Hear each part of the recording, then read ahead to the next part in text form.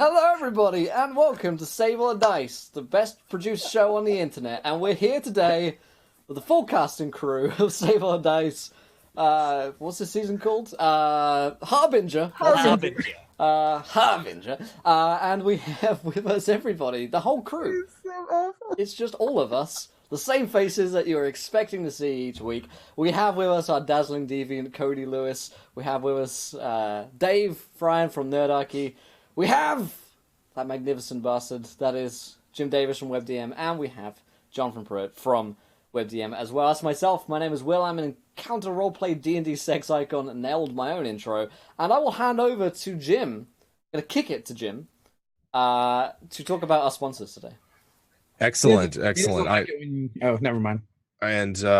We are, of course, supported by our sponsors, and we love them. We've got Dungeon Painter Studio, who supplies the maps, the software that makes the maps. They don't have actual maps. You get to make them yourself, craft them out of the tile sets and icons that they provide for you, creating an infinite variety of environments with which your encounters can take place in.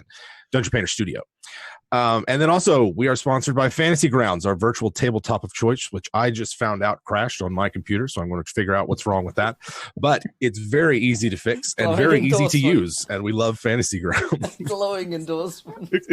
Actually, it didn't crash. It just something else. It's So a here I am. lie. It's wonderful. It's miraculous. I clicked exit. It'll be something to talk about on Friday. It will be. Those are sponsors. I don't think I'm leaving anyone out, but perhaps I was, and we'll make amends later if I have. There you go. Doesn't give a Oh, shit. there we go. He's just gotta go with it. We're doing it live. Well, in that case, I'll hand over to our dazzling deviant. There we go. Now we can see. And Cody Lewis to talk to us about Save or Dice Harbinger. Thank you for joining us on this wonderful, beautiful Texas evening. I hope the weather is nice wherever you are. Probably not. So, last time on Saber Dice, you guys got in a bit of a tight spot. You discovered more of the dangers here in the Undercity of Permath, sitting underneath of Vogram. And you were ambushed. Kind of, by a couple of apparently kobolds. Though you weren't quite sure of the dangers, you guys kind of made your way through the city, using and starting to kind of understand a bit of your newly acquired flying broom. Unfortunately, when the party became split from itself over a particularly open bit of terrain here in the city, as you move closer towards the glowing purple light in the tower, the party was taken, knocked out, with Roscoe terribly, terribly injured on the verge of death after a horrific fall from his flying broom, from the party's flying broom. When you awoke, you were the captives of Drow. Drow out scouting the city, out scouring it, looking for whatever they were looking for, whether that be more information on the so-called portal that you gleaned from the Drow, or more magical trinkets left here in the ancient city of Permath. Due to some quick thinking and an unexpected issue with the Drow that caused them to actually split from themselves, you guys snapped and sprung into action, taking advantage of the moment before Roscoe slit the throat of a Drow priestess. During a bit of a verbal exchange between the other Drow, you eventually were unable to parley. In a nasty fight down to the very last moment, you guys defeated the Drow, and with our wizard Huell taking a bit of bravery with a dagger himself, you guys escaped the tunnel that you were captive from and made your way back into Permath, which is where we will pick up this evening. So, gentlemen, Roscoe, you're hurting badly, on the brink of death. You guys, I believe Huell had fashioned some sort of belt loop that could enable Grindlebrew to ride on this flying broom as well. And you guys rip around the corner and into the cool, dark air of Permath. What are you doing? I'm flying. Grindlebrew, I need you to be our eyes. We got to keep our lights out. Okay, yep, I can do that. All right, we'll go slow and low. Keep an eye out for Low us. and low, I like it. Okay. Can we just like put him in front of the broom and I can hang onto his back and he can just kind of direct us that way? Y'all can do it however y'all like. Because I mean, you already cast the spell, right? Sure enough, he should be weightless. We never actually saw those things that were snatching us up, right? With the threads. I don't think we ever saw him. Are but you? Or was that in character or not? I mean, are you asking me or? Yeah, I'm asking you. I believe, if I'm not mistaken, that Huell saw some eyes at one point, several beady yellow eyes, several of them, and that was about it. What was the noise we heard them make again, Cody? They didn't make that noise. Huell certainly did. Make some different noise while you guys are down here. Yeah, we want to watch those critters. I would stay away from those overhangs. Maybe those things can shoot in different directions too. wherever they're at also might be a safe place. Do you want to go check up at the top, at the ceiling?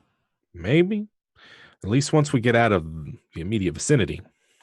Well, Cousin Huell, you got the closest to one. What'd you see? Like a bunch of eyes or something. Like a spider? Like a spider, kind of, or maybe a crab. Well, I mean, I don't know. They had the little thread, so that's kind of like spiders, like silk. Yeah, like spiders. What would a crab be doing down here? That'd be weird, right? I don't know what 3 halflings doing down here. That's pretty weird. Well, you got a point there. You're always wise, cousin. Although for the university, I crawled in and out of all kinds of different holes. I'm telling you. Well, that's just part of university, isn't it? I think so. A Huell's going to be like, we should be quiet. They might be able to hear us. By the way, the only light that you guys have at this point is the unsheathed and glowing purple sword, which, as you guys know, you've gotten closer and closer to this little section with the glowing light. The light is kind of picking up the shadow that it's casting across the ruined rubble of Permath. And you guys realize that, like, you're 40 feet up in the air in a otherwise completely pitch black section minus the soft glow off in the distance. And then there's the sword that's like beaming. So it certainly, I mean, it's bright. Anything in this cave with you guys flying 20 feet, 15 feet, anything higher than that will probably be able to at least see some kind of a something. We said we put out our lights. Is it not possible to sheathe the sword as well? When you like guys Grindlebrew's our eyes right now. Yeah. You don't actually have a sheath for the sword. The only time you guys have covered up the sword you've rewrapped it. And when you guys made your daring escape from the drow, you actually just took the sword from the drow before flying off. So as far as my knowledge, the sword is just in Roscoe's hand. Well, while we're still low, we should get that. Yeah, we should get that stuff. I thought we grabbed our gear. I thought it was just right around the corner. That's what Huell would do when he knifed that kobold. Yeah. If you guys would have taken time to rewrap the sword, absolutely. It is still giving off a soft glow, so it's not anything that would be seen far off. Close up, it certainly would stand out, kind of like a glow stick. Yeah, let's see. Braso would have made the suggestion of possibly having Roscoe just use his other sheath for the sword. Yeah, I'll unsheath Adagar and put it in there. Okay. And where are you guys flying to? You do notice that when you come sorry, real quick, Will, you do notice that when you come out of this tunnel, you are on the other side that you were attempting to cross over. So you're in that lower that closest section of the city where the tower actually is. So I'd say that you guys are pretty close to where the tower is, and then again on the left side, as you guys kind of come out, you can still see that big gray wall of a beast. Well, do we want to go and check it out since we're so close? I don't know. That's Shatilra. I don't know about that. I mean, don't we have everything we need to know to tell King Silverbane, you know, that it is down here and that there's drow down here and that they maybe know that the gate is open because they can see into your mind. That's how they know. Yeah, Grindlebrew knows this place better than we do. That sounds like a smart move. Yeah, I have to agree. Admittedly, I think I was feeling a little big for my britches because I thought we were going to come down here and maybe shut the door and solve the problem. And maybe uncover some secrets while we're at it and come out of here big heroes. But things haven't quite gone the way I anticipated. Yeah. Well, maybe we just come back with like a whole battalion of dwarves or something. I like the sound of that a lot. Yes. I think we could use more halflings, to be honest with you. Well, what, you know I always we brought feel a that way. whole battalion of dwarves, though. Wouldn't Shatilra do something about it? I mean, maybe, but that might be the only way to defeat it. You know. That's why we got to come back with halflings. They never respect the halfling inquisition.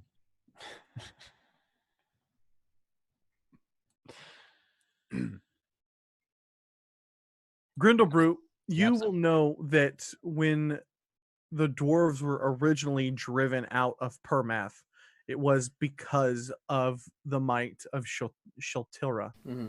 Yeah. Yeah, so, like, in Grindlebrew's mind, that's why, Grindlebrew is so afraid of this thing, is he has no interest in going near it, he doesn't want to be inquisitive about it, he's like, this killed, half of my nation, like, we're getting out of here, and telling the king, because he really, if there's anyone that he believes could defeat this, wrong or right, probably misguidedly, he thinks it's King Silverbane. Gotcha. We gotta get back to the king. I mean, he's the only one that would even have an idea of how to do it. I mean, there might be a prophecy or a legend or like a special magic weapon that has to defeat it, I think on our own we're just gonna get killed. Probably his wife. Well, Yes. Could be. perhaps Lady Canna's. She's good. Well, then let's get on out of here then. All right, let's head on out. Majority has spoken. So, you guys, are you going to fly? Are you going to try to go low to avoid running into more of the creatures that you guys encountered at that upper level of the city? Or are you going to try to make it all the way to the top section of the city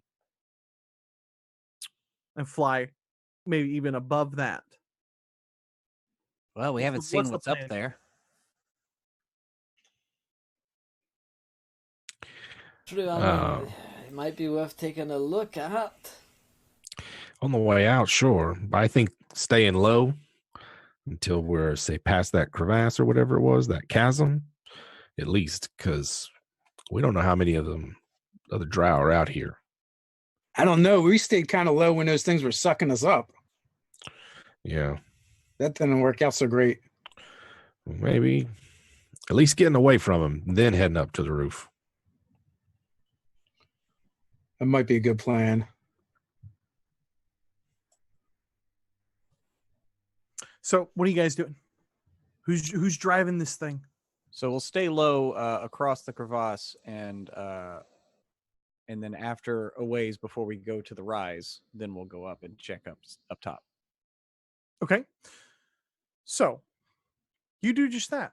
And with the broom, the hardest part about the travel is not running into any buildings. So I assume Grindlebrew is the one doing the driving here. Well, I guess he's doing the relay of information, like building up ahead 200 feet. Yeah, so like I imagine it, there's one of us is up front controlling it, and then Grindlebrew's hanging from the sling and like just quietly like up ahead, like we wouldn't be moving full speed because we don't want to run to a wall or anything, but like going through it. Yeah. Yeah. And as a team, you guys make a little bit of noise, but not a tremendous amount as you're kind of gliding over the dark, otherwise quiet city of Permath. And eventually you find your way back to where you guys had encountered the hook horrors and those creatures up above. You swing wide to avoid any incidents. And in no time, you guys are back in the upper level of the city, making your way up and around the corners near the big divots where something, presumably Shotura, has dug into the side of the cave. And you guys find yourself at the base of the stairs leading up and out of Permath with relative ease. Hey, cousins, how you want to spin this when we get out of here? You know they're going to blame us for something. Well, they generally do. Hey, Grindlebrew, you know how they think. What do you think they're going to blame us for? So this way we can tell a better story. Well, they might be upset that, we told them that, well, no, I mean, the drow read our minds and found out that the gate was open. They might be upset about that. Oh, well, yeah, but there's not a lot you can do about your mind being read. That's right. That's what we have to tell them, because that's what happened. Sure. I was pretty sure they told us about the gate being open and they already knew. That might have also happened. Well, that's even better one. My 'Cause memory- that's not a lie of commission. That's just a mission. I don't know. They already said they knew. Huell, did they say that when I was knocked out?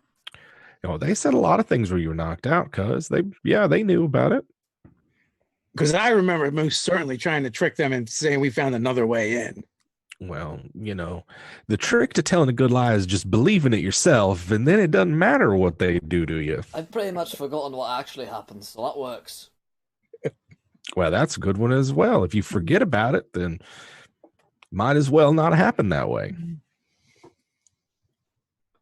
People's memory it's fuzzy that way. I suspect Grindlebrew is going to remember all kinds of things and it's going to fly out his mouth when he sees the king. You might have to make sure I don't speak, because that might happen. I do stress talk.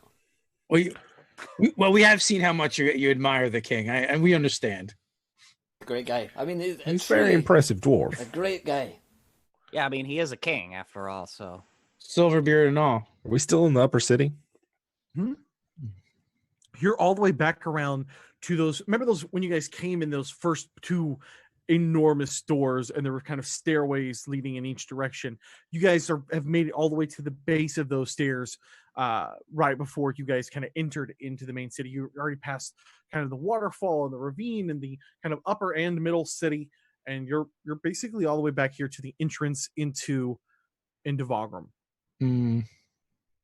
If if this adventure and others have taught me anything, we should definitely invest in, anytime we build our own city, of one of those roll down things outside the doors, because those doors always get open. You need a backup door for the doors.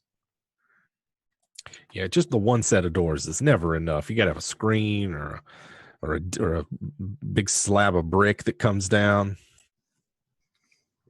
Something. All right, boys, let's go face the music. So you guys, I assume, make your way up the stairway all the way to that prime ledge. Yeah. You turn, and there is the exit to Permath and entrance into Vagram.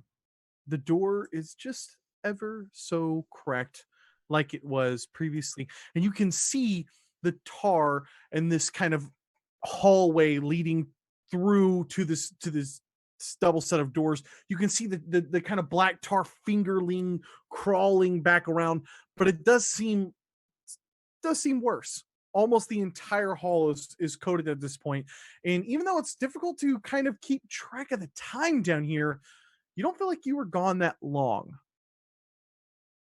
As you make your way all the way through the door, you are greeted by several of the dwarves here of Vagram, who are kind of standing at attention, with a couple of them that when they kind of hear you guys kind of see you peeking around, immediately lower down their weapons and relax when they see it's you. Oh, by the gods. Didn't think we'd be seeing you again. We're back.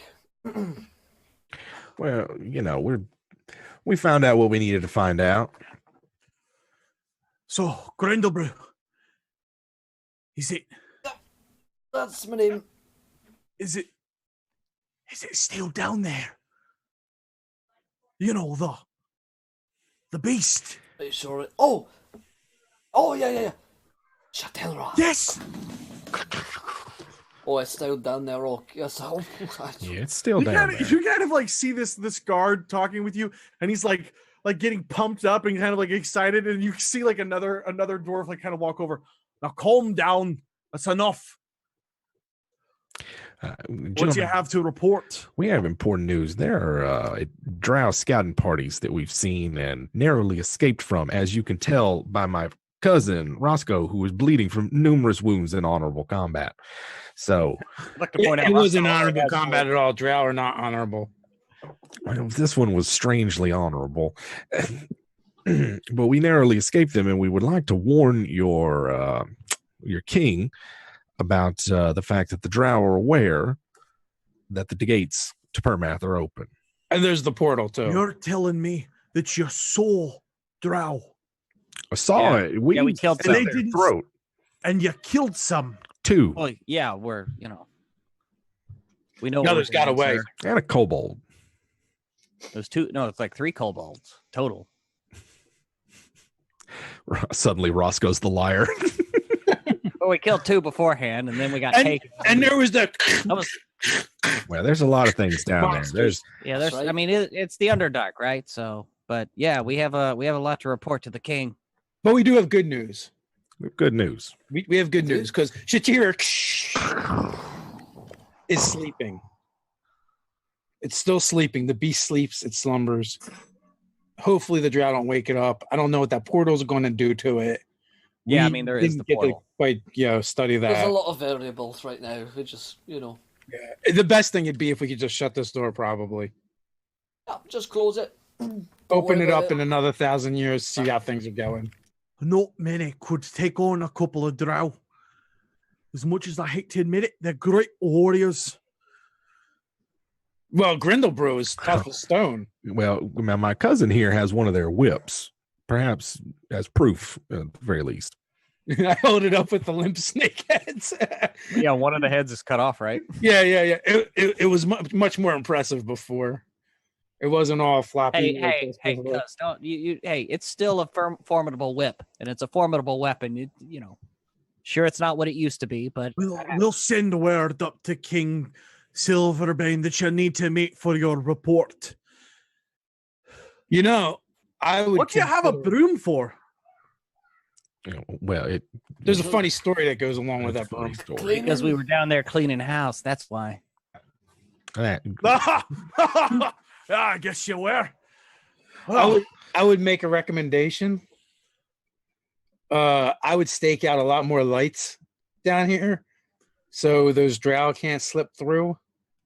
You give them even an inch of darkness, they're gonna take a mile. We've been worried about Shortilla, but they're all scouting parties. So you engaged them, you killed some. Does that mean they know that the doors are open? well, that's what I'm trying to tell you. Oh, they do. They knew. Okay. And you kind of see him kind of turn over and he pulls somebody in. He's kind of whispering orders to him. You see him turn and start sprinting up that long kind of spiral staircase that you guys came down. And he said, we better get going. We'll be reinforcing these pretty much immediately. Yeah, that's a good idea. I would take bricks. I would brick that whole thing up. Can you just like collapse the cave or something? Yeah, take like a 10-ton block of granite and just put it there. Aye. Perhaps we may need to collapse it. If only we could figure out what's causing all this. You didn't happen to find out what that was, did you? Well, And he's kind of pointing over to the black tar. That's, by the way, now that you're on the light side of the door, Hmm. yeah, it is like it's grown. God, it's probably grown by 20 feet in the time that you guys have been gone. And it was Like it is actively growing. and then like it was thicker the closer to the portal we got. Yeah. So those kind of spreading fingers that you guys kind of saw in this first set, you gotta understand there's the light side of the door that you guys could see, and there's kind of spreading through there and then creeped around the doors. Now the doors on this side, as you kind of turn around back to them, they're almost completely caked and black. And even as you kind of make your way around up the spiral staircase section, you can see that black tar is beginning to grow. Well, we know that the sword can affect that. Yeah, we learned what we need to. But at this point, you guys are pretty much escorted back up and into Vogram. So while you guys are waiting for your kind of meeting for King Silverbane, you're going to have not a lot of downtime because this report is pretty important, but he's not available as you guys kind of get up and into Vogram. So you're going to be able to take a short rest if you'd like, or if there's anything else that you'd like to do, sharpen weapons, do any type of trading, anything like that, you may have just a few spare minutes to try to do that. Oh, I'm sweating. I'm sweating like a fat lass. Oh. So Cody, would you consider me basically trimming the portal hedges there at the door still light duty or light work? I would, because all you have to do is touch it. So yes, yeah. I would. If you want to stay down. Yeah, Roscoe's going to spend his short rest down, basically trying to push that back as far as he can. You can do a pretty significant amount. It pushes back so fast and so far that you can almost take it all the way back to the doors. Okay. Yeah, he's going to do that, and also just to kind of be there, just in case. Okay, and then what is Dr. Hill doing during this time while you guys are waiting on King Silverbane? Well, I'm not that injured, so I think I would want to stay with Roscoe to make sure he doesn't get in any trouble. And if those drow show up again, he might need a hand. Cousin, I get into more trouble when you're around. That's why I'm glad to have you. And what about Grindlebrew? Grindlebrew is stressing a lot about having to meet with King Silverbane and lie to him. So he is just like his beard is sweating. Like you look over, and he's just like drenched in like moisture, and he's just like constantly playing with his his ring, and he's kind of gone full golem mode at this point. Just freaking out, Yeah, kind of having I'm really worried. I'm gonna throw up. And Huell, what are you doing at this point? Huell is going to be coaching Grindlebrew on how to lie to authority figures. Okay, I'm not very good with authority. It's all right. Just calm down. First off, they all have something they do that just makes them look like a jackass. And what you want to do is you focus in on that. And then you realize that they're just a piece of shit. You can say whatever you want to them and it doesn't matter. Okay, I could try Tell that. him whatever story you want to. He doesn't give 2 cottontails worth of Good idea. figs about it. I'll tell him a story. Good idea. Yeah. Tell him a story. You're not telling him the truth. You're just telling him what he wants to hear. So Okay. after a short period, I'd say about an hour and a half, 2 hours or so, you guys have rested up a little bit. Roscoe, you've even had time, and Dr. Hill, if you want to leave your post, you could join Huell and Grindlebrew kind of in the waiting area. And at this point, you see Bralget and King Silverbane kind of coming into this common section, followed by a plethora of dwarven guards. And you'll notice, Grindlebrew, that they're all dressed in field dress, right? They're all in their armaments, and they're kind of like got this like brisk, purposeful walk going about, and they're kind of almost in step behind him.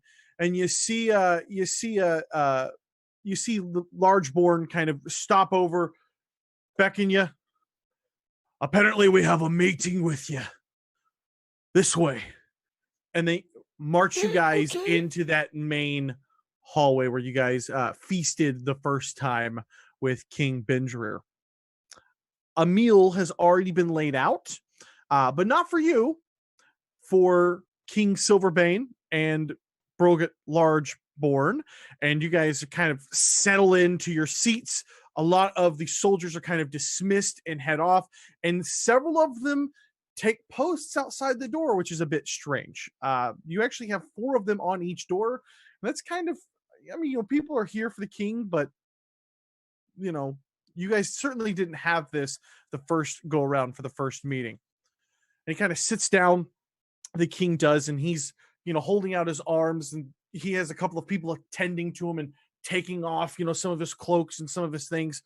And he kind of sits down to break some bread. So, tell me, what did you learn down in Permath? Well, Well, King, we learned that many monsters have moved in the absence of the dwarves, and we fought many of these off. We did see some drow, sir, and they know that the gates are open. And pray tell me, how do they know that the gates are open? Did you engage with them at all? Oh, we killed a couple. They took us prisoner for a while. Until we escaped. They'd already known the gates were open, King. Yeah, they already knew. So they were right outside by the gates. We probably were in there less than an hour before we encountered them. They weren't in the upper city, they were in the lower city. Yeah. And Huell takes out that bolt that landed right at his feet, hands it to the king. And I'll Looks brandish over at it, hands it over to Largeborn, and you see Largeborn kind of give it a good long. Aye, drow poison for sure. 100%. You don't forget that tangy sweetness. Yeah, I can still taste it in my mouth. So they struck you.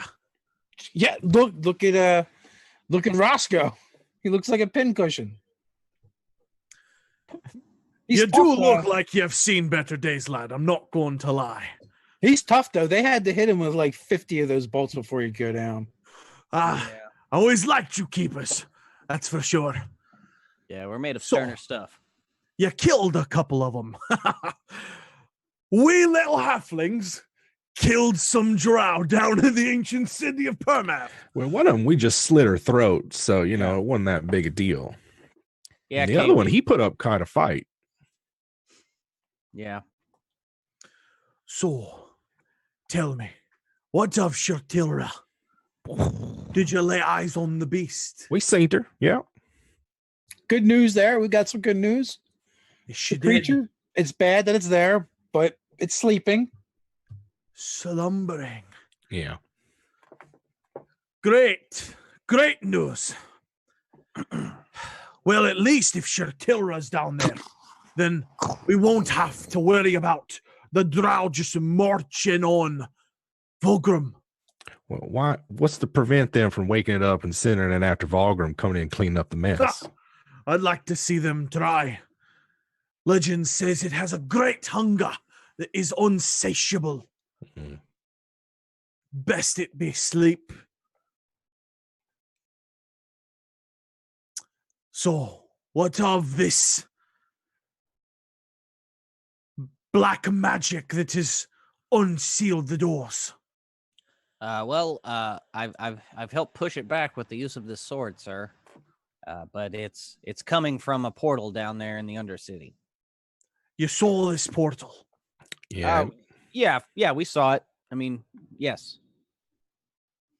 We couldn't get too close to it because of the drow, but yeah, we did see it. It's down by a tower or something. Could you see through it? Do you know where it leads? Well, again, we couldn't get too close.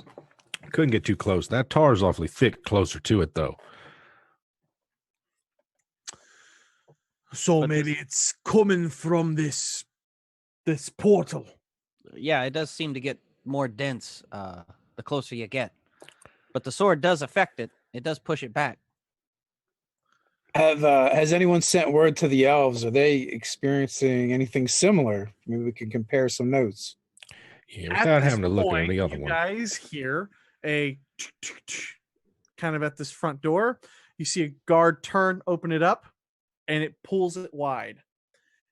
In steps two familiar figures.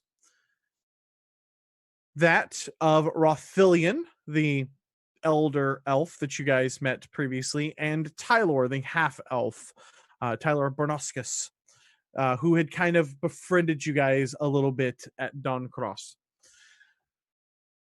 In fact, we have reached out to the elves. Great King Silverbane, thank you for agreeing to meet us. Indeed, it is a great pleasure to see you again, my wonderful host of a king, King Silverbane. I see that our friends here have made it safely back from their travels in Permath. Tell me, difficult travels or fairly quiet? It's pretty crowded down there. I'm very tense. Yeah.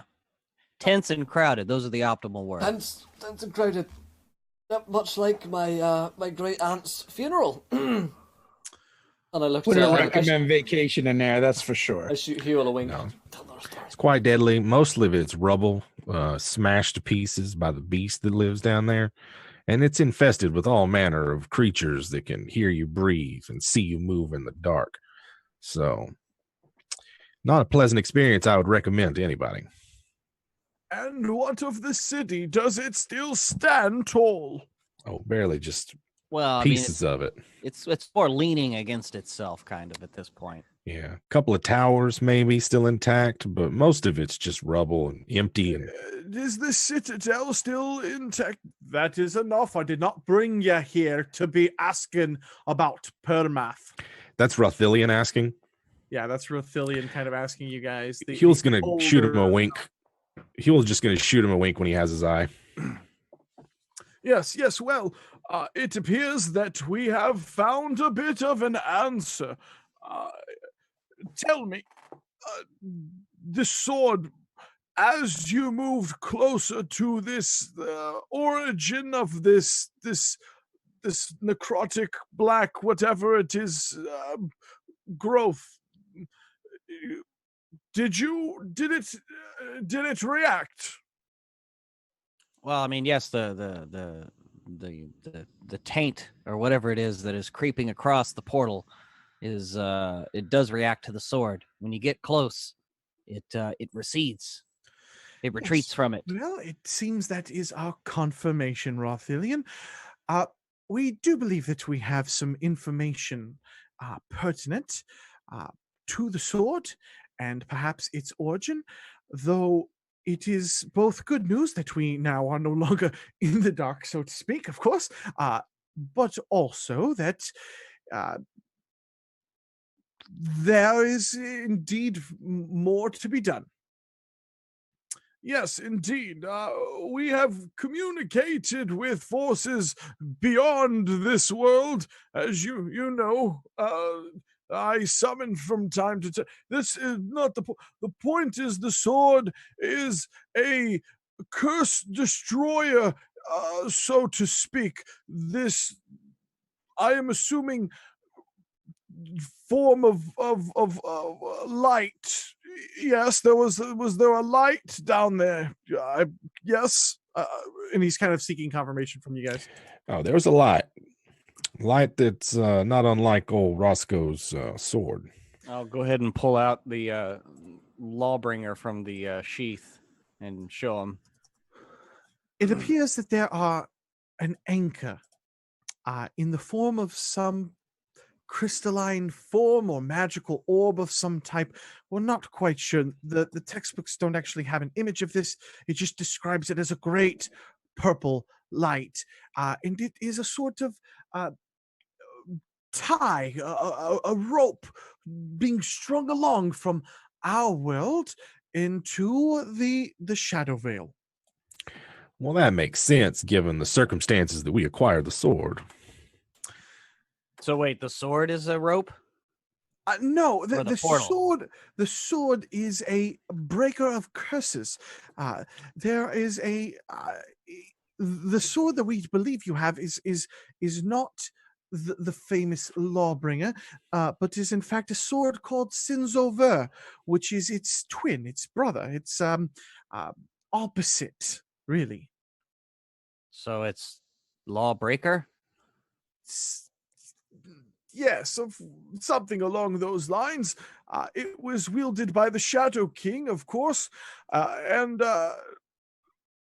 this particular sword, if you do not have Lawbringer, will also act as a breaker to this curse, a way to destroy the anchoring crystal. We believe that its appearance here on this plane in over 1,000 years, or perhaps even more, hasn't somehow enacted those anchors.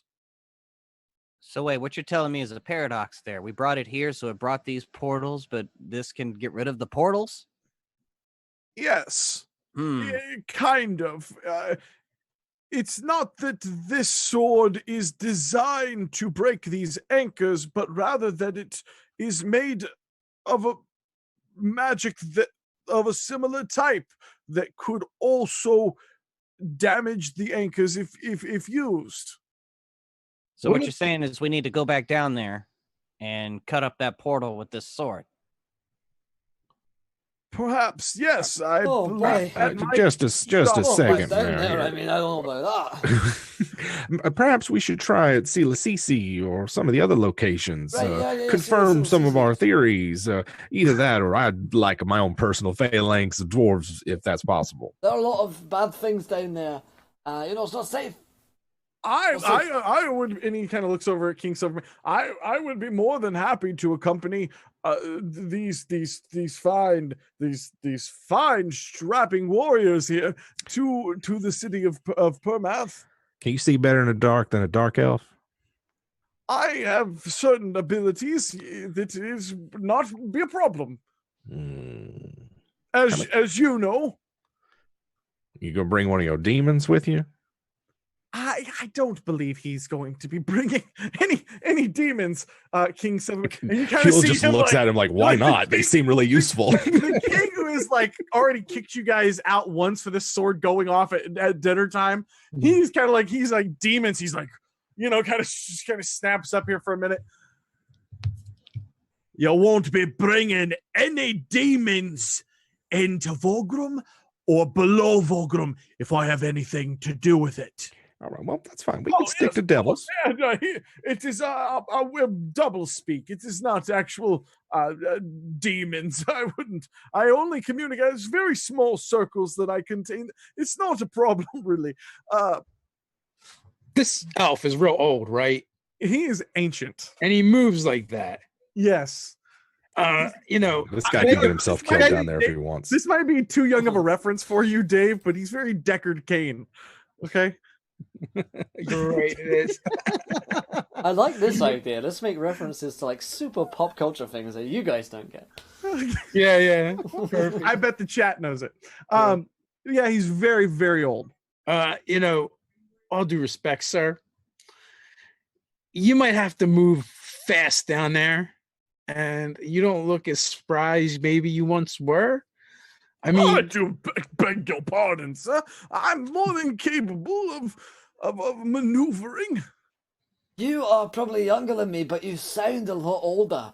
So, I don't think that would be good for you going down there. I mean, I can barely, wake up in time for, what these guys want to get up and about. And, I'm to sleep at 6 p.m. Down in the Underdark, you can't be sleeping as much as that. I tried to take a nap down there and I tried to take my face off.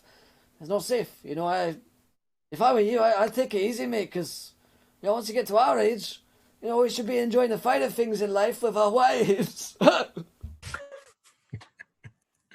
Grindlebrew, come on over here, cuz. It's all right. You guys got him all riled up now. It's very stressful. Roscoe's gonna shoot Rothilian just an evil look. Now, listen. We barely escaped with our lives and all limbs intact, and I have no desire to go back in that tarry hellhole that is Permath. I barely escaped with my life, and my cousin was even worse fare than I was. I just can't ask that of anybody again. Gates should be sealed. I was fine. We had a surface elf with us, they would have just killed us outright. They probably, that's very true. I don't know much about Drow, but I know they don't like you. I am certainly capable of handling myself. Thank you very much. King Bender, please, I pray that you grant me the opportunity to prove. And you kind of see him go, and he misty steps kind of onto the other side of the room. And he continues on, like, without even breaking, prove myself as more than capable of assisting these young lads in their pursuance of the destruction of this taint. Watching that softball just fly by. Sometimes you gotta let it go. Kind of broke myself there for a second. I apologize. It was just gonna get really bad if anyone grabbed that one out of the air. Well, it's always bad when you grab a taint. There it is. Well, I mean, I've already beat the taint back. I mean, we could go for a second probing, but I don't, I mean, I'd have one every month. I just didn't want to lowball it. I don't think that bringing a bunch of dwarves down there is wise. I have a checker. I think you should flood that place with as many dwarves as possible. Why? So I could watch them be eaten away by Shiltira. We don't want to do that. No, I mean, we could go back down Let there. the Drow try to make their way into this city. There's only one entrance. We can guard it. But this blackness is not something that is within our capabilities. I'm going to shoot Rothilian a message. Just whisper it into my copper ring. It's like, I did find something, but we got to talk. That's what my message is. You see him kind of misty step back over, but he's not facing. He's not facing you. He's back on the king. King Bender, I am certainly capable of handling myself and making sure that this quest goes without issue. If you do not wish to risk your dwarves, then perhaps the keeper and his kin can continue on along with a quick jaunt, if you will, to Permath. With my guidance, it should be no problem at all. And he kind of turns back just a little bit to the side as he kind of bows, and he's like, of course, let's talk. And that's whispered back to you. I say yes. What have I got to lose? Besides, if you are capable of doing it, then I'll make it worth your time. Have we considered, excuse me, getting some help from the Doncross? We do have that trade deal to broker. Maybe we go back there, get the deal done. Maybe they're willing to help us out in this one.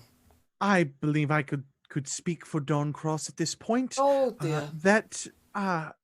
Doncross is in certain dire straits at the moment, as we have just been besieged, if you will, by the Tuscan orcs nearby. So I believe that their attention is solely focused in that direction. Okay. Which is Scratch why, that of one. course, we want this King Bender, these misunderstandings really between our two peoples to dissipate. If there is both imminent danger, your maleficent king, that there is both the threat of the orc and threat below of Vogram. It's sort of a reliable alliance that should be, of course, reinstated as soon as possible. I mean, we're both in trouble. Both of us. You guys have got your Tuscan Raiders. We've got our, Drow down below and our taint. Maybe it's the time for us both to realise, I hate the Tuscan orcs as much as I hate not just the men either, not the women and the children too. All of them. All of them. But- Foul creatures. The younglings, even. Yes, well, Yep. it's one of those things that when you go in to wipe out a tribe of orc, you always have to make sure that you get the children as well. Otherwise, they'll just grow up to continue on a bloody and really frivolous war. Like animals. Oh, that's Agreed. this Much is, like animals. took a dark turn. Perhaps is Tyler, are you going to come in here with us as well? Oh, I don't believe that would be necessary. There's not much that I am able to provide in addition to this. Besides, Rothilion is a magnificent wizard and has served Don Crosswell for, well, longer than you've been alive. Well, I don't doubt his magical capabilities, but it's a different environment down there. Oh, he'll be fine, I'm sure. He's, wanted to go down there for ages, haven't you, Rothilion? It is true that I have wished to study the relics of ancient Permath for most of my life. Unfortunately, the opportunity comes in a dire straits, but that is the fate for you. That is the fate of the gods. They just, the mind of their own, really. Well, what'll be? Should I send a few dwarves down there to their deaths, or should I send a few halflings with a wizard who's been begging to go down to Permath for the last 2 centuries? With all due respect, Refilling, I think you might be a liability down there.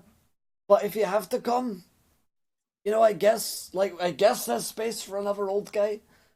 Grindlebrew's starting to feel like, his place in the party is being taken. I guess, I kind of already nailing that one. Yeah, well, Grindlebrew can never be replaced as a member of our family. That's what Come on, she cuz. said too. We still Grindle. fight out on the town. There he goes again. Oh, well, shit. I fucking love chat so much. What about The wizard dies in 1 hit. So He's kind of put it to you guys on what you want to do. You guys, Well- by the way, you could go back to the keepers and seek help. You could head over to Sila Sisi. That's personally, in all fairness, Rothilion, I do think that the specific nature of Permath itself is, we need to know what we're looking for and perhaps go into one of these other portals, seeing what's there. Then we'll know how to approach Permath, because the drow and, well, everything else that's there are going to make it difficult to do what we want to do. I have to agree with my cousin. If we get all the way to that portal and we can't shut it, man, it's our face is going to be red. And not only that, I don't have to fight my way out through all those monsters again. Well, that's entirely true. At least if we know, we go to Lasisi and we figure out how to shut the portal. At least we know what we're doing once we fight our way through the monsters. I don't even know where Sila Sisi is, but I've it's never got to be seen- better than underneath a mountain. I've never I seen think it's Sila on the Sisi. sea. It's on the sea Sila with Sisi on sea. seashells. Yeah, it does. I Sila don't know Sisi if they on sell sea. seashells at Sila Sisi. No, I don't know that. She does. She I sells don't see why seashells they on the wouldn't Sila sell Sisi seashore. seashells at Sila Sisi. On the seashore, yeah. Has to be seen By to be the the seashore. It has to be But seen to be Anyway. what delicious. good does that do me if you tuck tail and run out of my kingdom Well, with the only thing that I know that's capable of stopping this spreading disease? I don't know what it'll do.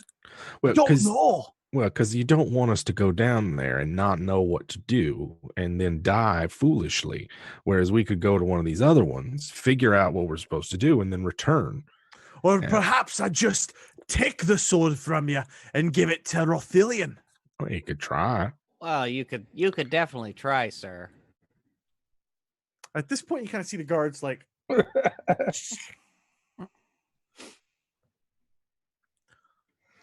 I've got a people to look over.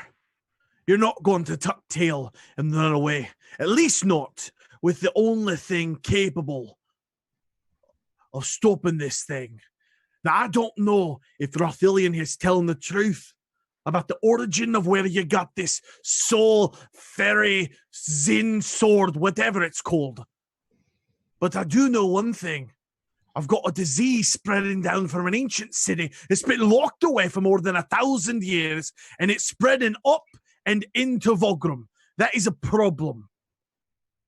If you want to tuck tail and run away, I'll let you. But you're not taking the sword. I think what the king's trying to say is, you know, we've got a big dwarven problem here, and while there are other problems in the world, none of them are quite as important as ours. And that's just a fact. You know, that's just fact. So maybe what we should do is we should deal with the biggest problem, which we're also close to. We don't have to do a little walking to get to it, you know. Go down there, fix the problem. Maybe Rothilion comes, maybe he stays behind because he's too old for this. And, you know, we go sort out the problem. A few hours ago, you couldn't get this sword out of your sight fast enough. That was before that was before it all kind of hit me. You know, and before I was in front of King Silverbane. Sweats So, what'll it be? Well, I mean, Will it be taking the sword from you? Or you're going to go down there with Rothilion under his guidance and close this portal once and for all? You come back and we pay you a big fat load of silver. Roscoe I thought looked you keepers were more honorable than that, than to just tuck tail and run away to the elves. Well, I don't really understand how that has anything to do with my honor, sir. I mean, I'm the one that wanted to go back down there and was trying to convince my compatriots. But I mean, I'm all for it. But and Roscoe looks over at Huell and Dr. Braso. Like, guys, That halflings can't spend silver. Yeah, halflings can't spend silver, and it's easy to talk about honor when you got yourself surrounded by a bunch of guards. And not doing it yourself. He says to no one in particular. Stands up a little bit. If I were you, I'd watch my tongue. See, I like you, but only a little. Was that a short joke? yeah, but I don't think it really measured up. Well, I guess our options are either give up the sword, and our cousin's really fond of it, or go back into that death hole. Hey, do you got anything to help us see? Like, I know you dwarves are making stuff all the time. You gotta think, like, we can't see down there. That's been a big problem for us. It won't be a problem. I assure you, I have the ability to handle that. It's not a problem. It's not a problem. Because we would light torches and lanterns, and things would just come from miles around to kill us. There were lines of monsters trying to kill us from above, from in the buildings. There was kobolds. There was monsters. There was there was the things they had the, you know, and I pull out my whip and I like kind of like I'm fishing with it. Would grab us. They nearly pulled Huell all the way up there. We have no idea what was going to happen when he got them. Some kind of spider. I don't know. I wouldn't worry about the travel through Permath. I have the ability to take people with me great distances. So you're going to teleport us? As long as we can see where we're going, there is no reason that a simple spell or two should not make the journey easier. I assure you, and he kind of points down to his knees, I do not intend on doing much walking. Well, that is going to be getting down those steps much easier this time. So this is what we do. We get on the broom, and we do the levitating thing. Oh. And then when he can see it, then he just teleports us directly to the portal. What do you think? Broom? You're getting on a broom. Yeah, do you have one too? Oh, you should get one. It's quite fashionable. Yeah, That's as sound a plan as any. The broom is quite. it's a dwarven made broom, sweetheart. I'm like defending the king. You know, like. We can all fly on. I'm assuming Rothillian, like he says, is never going to touch the ground, and we know it works for us. We could just stick close to one another, get to where we can see it. It's not that far in. You can see the light. You think it's safe to use that kind of magic near the other kind of magic? What happens when you mix them? Can't get much worse, Braso. Truly, it won't be a problem. I have prepared for this journey a long time. Because the king did not wish to break the seal of Permath, thus my scholarly journey into it was declined. But with the circumstances being as such, again, the fate, it's a very funny thing. It shouldn't be terribly difficult to make these travels and journey throughout there, whether that be drow or click-clacky creatures or whatever. What's fair to Don for the chair or the super chat? We do that. Oh, Don, man, we appreciate the love, my man. Appreciate it, man. Well, you know, for the long bottom fund. You know, if Graphilian says he can do it, I guess we'll just have to believe this geriatric man. Bet he can. Yeah, I think so too. I mean, it's not that I don't believe that you can teleport around or whatever. I just, it's a different world. Yeah, I mean, I guess now we're trusting tall people. Well, yeah, it's more the humans than the elves, really, that I just don't care about. Nothing personal. He doesn't seem to take it personally. So, Huell's going to turn to the king. You want us to go down there? You threaten us to go down there. Are you going to send anything else with us? A little assistance, or we're all on our own? Yeah, I mean, we could use some assistance if you have any. Seems like several of these fine dwarves over here are quite eager to test their blades against the enemies beyond the gates there. Why deny them the honor of getting to die in glorious battle in their ancient homeland? Because I am a king, not a fool. The drow, they might be capable of making their way past a sleeping enormous beast. But my men, and he kind of looks over at him, they're loud. They're really loud. And waking the beast below is not something I'm interested in. I want this problem gone. If the drow try to bring any large forces, we'll be fine. All right, sir, but can we at least get like one dwarf to watch my my cousin's back? I think we could also take a wee rest. Yeah, can we also rest, like have a nice sleep and maybe head out in the morning? But if we could get I've heard tale of this great warrior in your land called Gregor, and if he could go down with us, that would be great. He could watch my cousin. You see Largeborn kind of in his cup for a second. He's kind of coughed. Oh, really? You heard great tales of Gregor? Gonna faint. And he kind of looks over at Grindlebrew. And the king kind of gives like this, like, what the fuck look? And Largeborn kind of whispers over. And the king looks at, makes eye contact with you, Grindlebrew. And Largeborn goes like that. And you see the king go and kind of give him a nod. Largeborn kind of speaks back up. A great warrior, Gregor. Yeah. I think it might be time for him to visit the vast city of Permath as a emissary on behalf of the king, in addition to our great and wise Grindlebrew. I don't think that's all no, that's just. It's best to confront your problems head on, Grindlebrew. Ugh. Yeah, head on, Grindlebrew.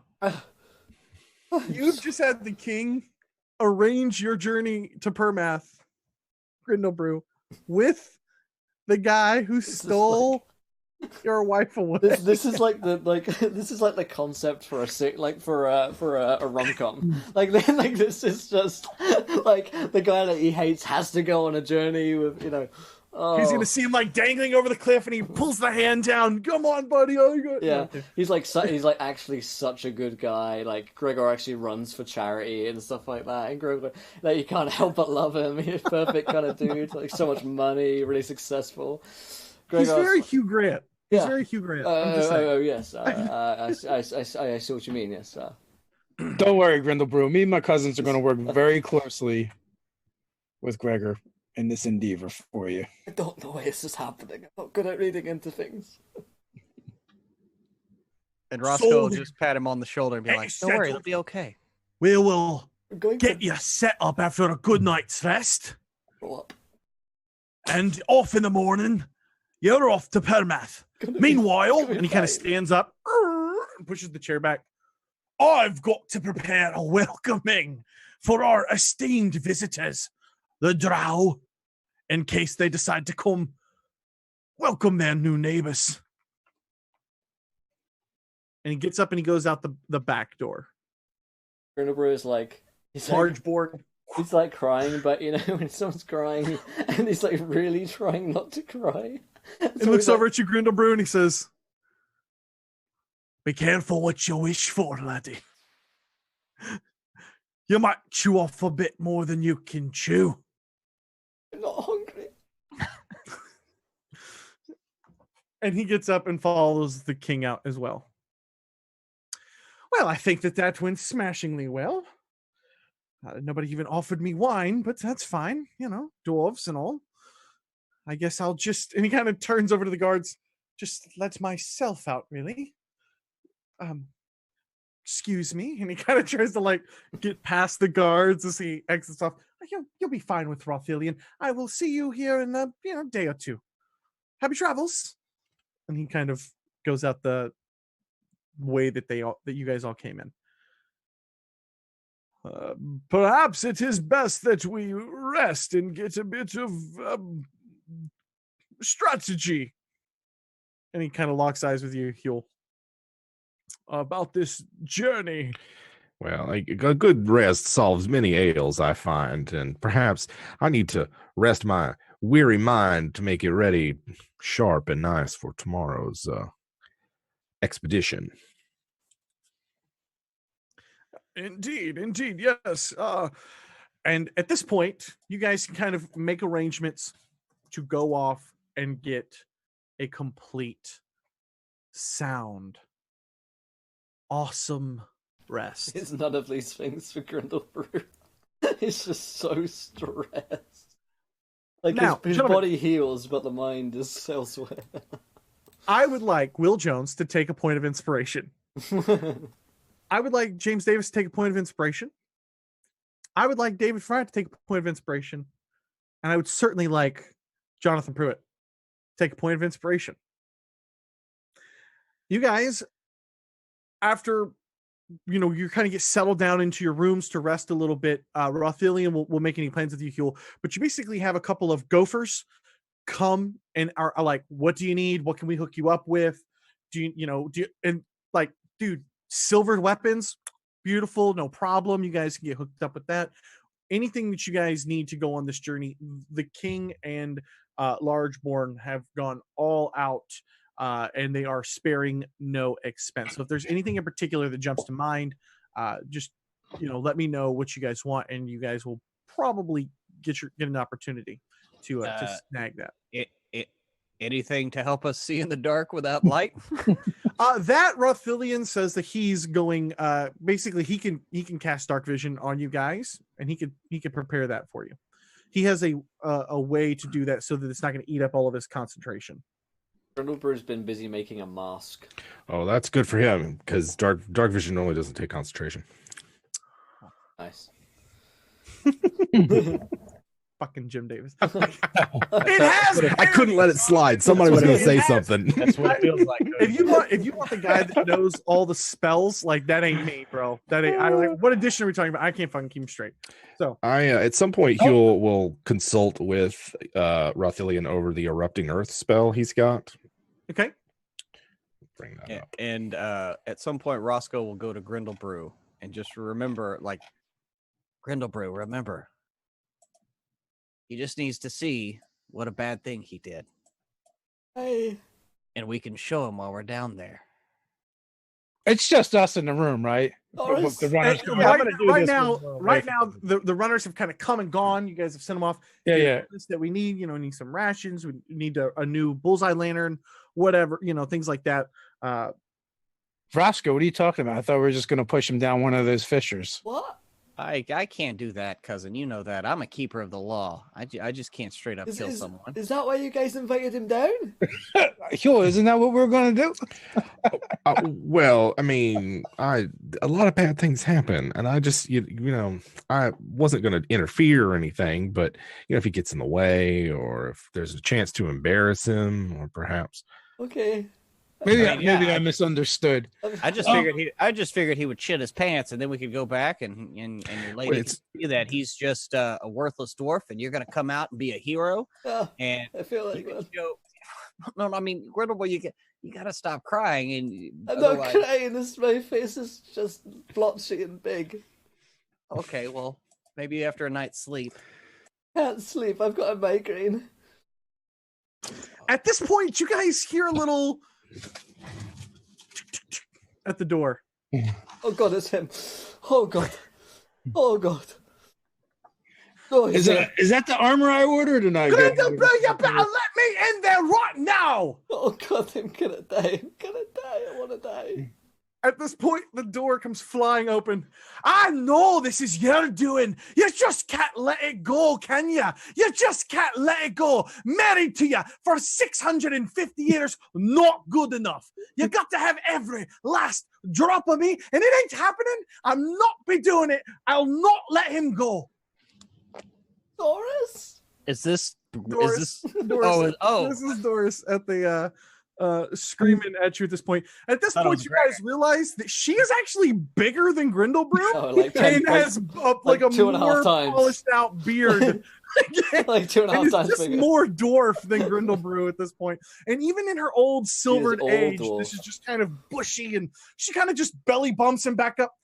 I will not let you take him. I don't give a damn what the king thinks. You're the only one who even listens to that fat, bloated bastard. I'll not be doing it. Well, that's where I draw the line, Doris. And you know that's where I draw the line. Which is why we never got along. Okay, King. Treason. Okay, you just stay in line doing whatever you have to do. And it's stupid, and I've had enough. And you'll not be taking Gregor. I'll cut off your balls before I let you take Gregor down to the city of Permath. Whatever this darkness is, I don't give a shit. I've been attacked so many times, but your words hurt so much more. And she just continues to just dress you down and dress you down and dress you down. And this goes on for like a good 6 or 7 minutes. And are you guys just like in the room kind of paralyzed listening? Or are you leaving them? We're not paralyzed. We're not paralyzed, just watching. Just enjoying the show? While that's going on, I kind of whisper to Roscoe, I'm like, you sure we can't dump someone in one of those crevices? We could save 2 lives right now. Yeah. If we just dump one dwarf in one of those crevices. Oh, like I said, I can't do anything. I'm sorry. Gregor, that's all I need to hear. Grindlebrew just takes the abuse, like he's useless. At this point, you guys see a beautiful, for lack of a better word, just absolutely gorgeous flowing hair dwarf that is not wearing armor, but is wearing like a satin vest all the way down. And you can kind of see him kind of carrying himself kind of like a little timid at this point, and he's coming in. Oh dear, please stop yelling at Grindlebrew. It's not his fault. I've been chosen for the king. It's fine, Doris. It's fine. Grindlebrew, it's great to see you again. It really is. And Okay. he's younger than you by probably about 300 years or so. I'm trying to do that. Like 300 years. It's either 30, 13 40 or years. double that plus one. He's younger than you by It's like about a year younger. 300 years. Younger than 300 years. and he kind of extends his hand out to, and he sees you all. Oh, you've dropped your shield. You need to pick. Let's just, and he kind of straighten it up. He comes over and he's kind of pulling the sheets out on the bed and So good to see you. oh, we can all have a good long chat about this. I'm sure, Doris, it's not going to be a problem, dear. I'll be fine. They've got a wizard.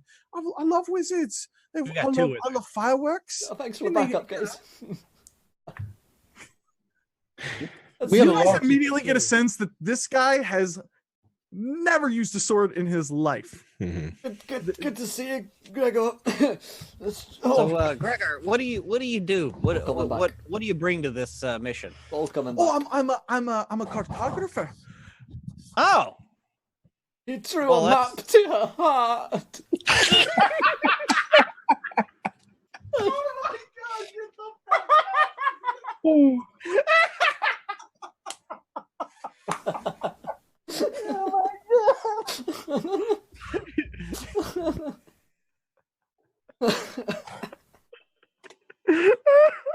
She says that I drew a map to her heart.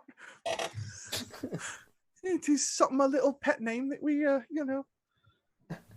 I'll be doing a lot of mapping down there. Really, I heard that a lot of the maps that we have are not really great. They were kind of not kept really from the beast time. I'm not sure what it's called. Shatira. Have you never heard of it? It's going to eat you, you dumb lad. well, no, I mean it's asleep. So as long as we're quiet, we can get in and out. Don't worry, ma'am. You just got to be quiet, Gregor. Fine, I'll you look know. after him for you.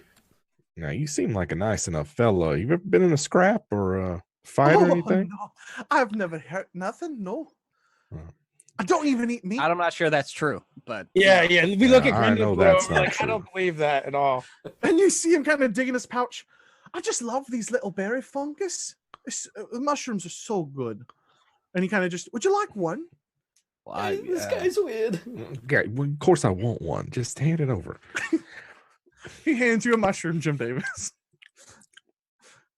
It's very delicate. It's quite a robust flavor.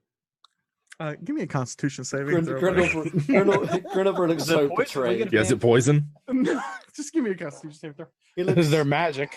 Grindlebrew looks so betrayed by this. 11. Oh yeah, in about 10 minutes you're gonna start tripping balls, man. All right. It's Time to squeegee open that third eye, boys.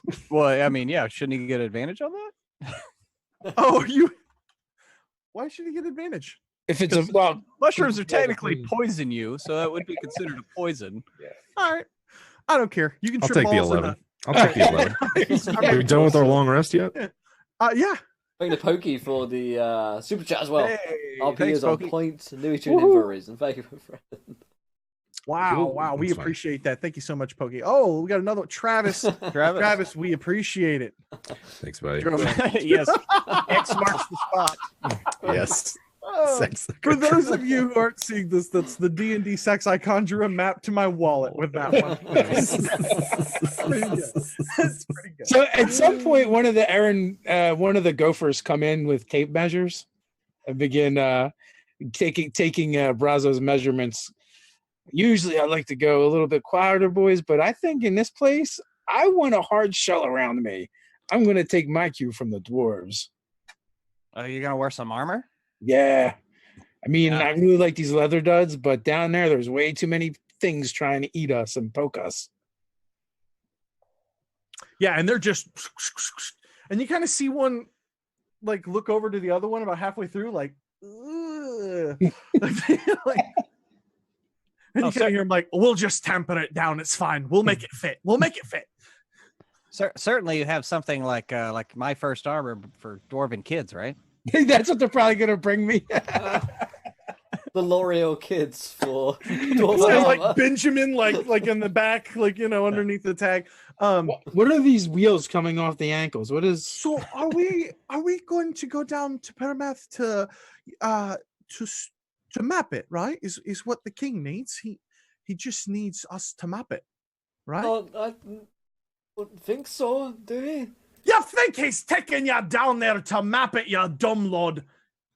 You're gonna go down there and get killed. It doesn't even matter. Well, don't Look at get this killed. one. He kind of points over to you, Roscoe. He's the. I'm sorry, God, it's really hard to like accent, woman, dwarf, Scottish, whatever. Right, Victor. They're going to get killed. Look at this one. He's a bloody keeper, and he's come back all shadowed and torn to bits. She used Well, to yeah, say, but she used that's to say because I was got a into keeper. combat. We'll keep him out of it. My poor sweet Gregor. It wouldn't even hurt the mouse. No, I mean, This is your doing. She kind of goes back in. She kind of snaps back from Gregor back over to you, Grindlebrew. I've done nothing. I mean, actually, ma'am, it was my recommendation. I don't want him here. No, I don't. Sorry, Gregor. I just kind of hate you with all the fibers in my being. Not personal. I just hate everything about you as a person. You see her like whip over to Gregor. Give me your map right now. The one you've been working on. And he's okay, yes, dear, yeah. And he hands it to her. And she immediately is like, I do not want Gregor to go down to Permath. And she like puts on there like 5 or 6 different lines with X's, and she basically is gonna walk up to each of you guys and make you sign it. She walks over to you, Grindlebrew. Sign that right now. He's not going. He's not going. I look to the others for guidance. When I said till death do us part, I meant my soul. And you already killed that. You're not going to take anything else from me. Well, don't you know that our friend Roscoe has a magic map? Perhaps cartographer would be of handy use. Oh yeah, Roscoe, show him the magic map. Yeah, I mean, he can help fill in some blanks. I'll pull out the map. What? Fine. And she just takes the map and tears it up. And Gregor's like, oh, don't do that. Like, I was working on that. And she's so mad, she just storms out. As she kind of gets around the door, you just hear, Larchboard, where are you? And so she's just going off to yell some more, just all furious. But in essence, you guys kind of get it some peace and quiet because Gregor follows her back out of the room. She's such a sweetheart.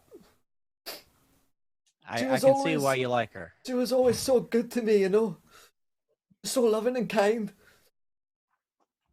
Hey, just want to say thanks to Banisher of Hope. Dude, you guys. Once again, you guys are killing us. Killing us. We appreciate it. We appreciate the love. We appreciate it. Keep the tears flowing, Will Jones. This is working really well for us. Who knew? In the production. I'm going to message Sydney to off screen just pinch you. Will Jones, the said D&D sex icon, cries gold. Can I say this is a BAFTA nominated performance right here. I got Grindlebrew's like, she was just so kind and loving and pure, She always just treated me with respect. I miss her. I don't know how you make love with all the beards. It just must get in the way. No, the beards are actually very involved. So, gentlemen, we'll fast forward a little bit here. Jim Davis, is Huell looking to make any plans here with Rothillion to kind of strategize your attack route? You have a moment here to kind of chat with him and get those things ironed out before you head down into Permath. Yeah, is he tripping yet? Rothillion's not. Huell. It's Huell. Oh, fuck yeah. All right. He's not making any plans. He's not going to make any plans. I mean, if Rothillion wants to come over and talk to him, but Huell's over here. He's in the middle of preparing a detect magic for himself as soon as he recognizes the psychotropic effects. Yeah, absolutely. So you're exactly right. So if you don't approach him, he'll come over to you. Oh, what did you need to talk about, young Huell? Oh, well, we were in there before and I found this scroll. Where is it? Braso will wander He's over. somewhere around here. I just quit smoking this week, man. You're killing me. It's like killing me. Cousin Huell? Yeah, he pulls out the erupting earth scroll. Yes. What help did you need with that? Well, we just found it. I'm curious to know its providence. You know, you recognize any of the ruins or anything on it? It just seems to be an old scroll with a bit of magic on it. This one will shape stone a bit. Well, that's about all we find. Then that broom over there. The broom, yes. Yeah. You must tell me more about where you discovered this magnificent piece of equipment. These are quite rare. Uh-huh. Where did you find it from? It was in the corner. We were there and there was a thing. He was trying to, it was one eye and quite noxious. I always wondered what he was doing because I feel like there was on some level he was trying to connect with us and perhaps wanted to right now share in the brotherhood that exists between all living creatures. What's that? Nothing. I'll get you a bit of tea. That sounds wonderful. And so he's not going to do that. He's going to pretty much just walk away from you guys. And so the night's going to continue on. Huell's going to trip for about another, I don't know how long do you trip on mushrooms? I want to pull Raytheon I aside have no before you. idea. So how long you trip on Can't mushrooms? stop here. It's drow country. I've heard That it was a- lasts about 4 hours. That was a trick question there. Yeah.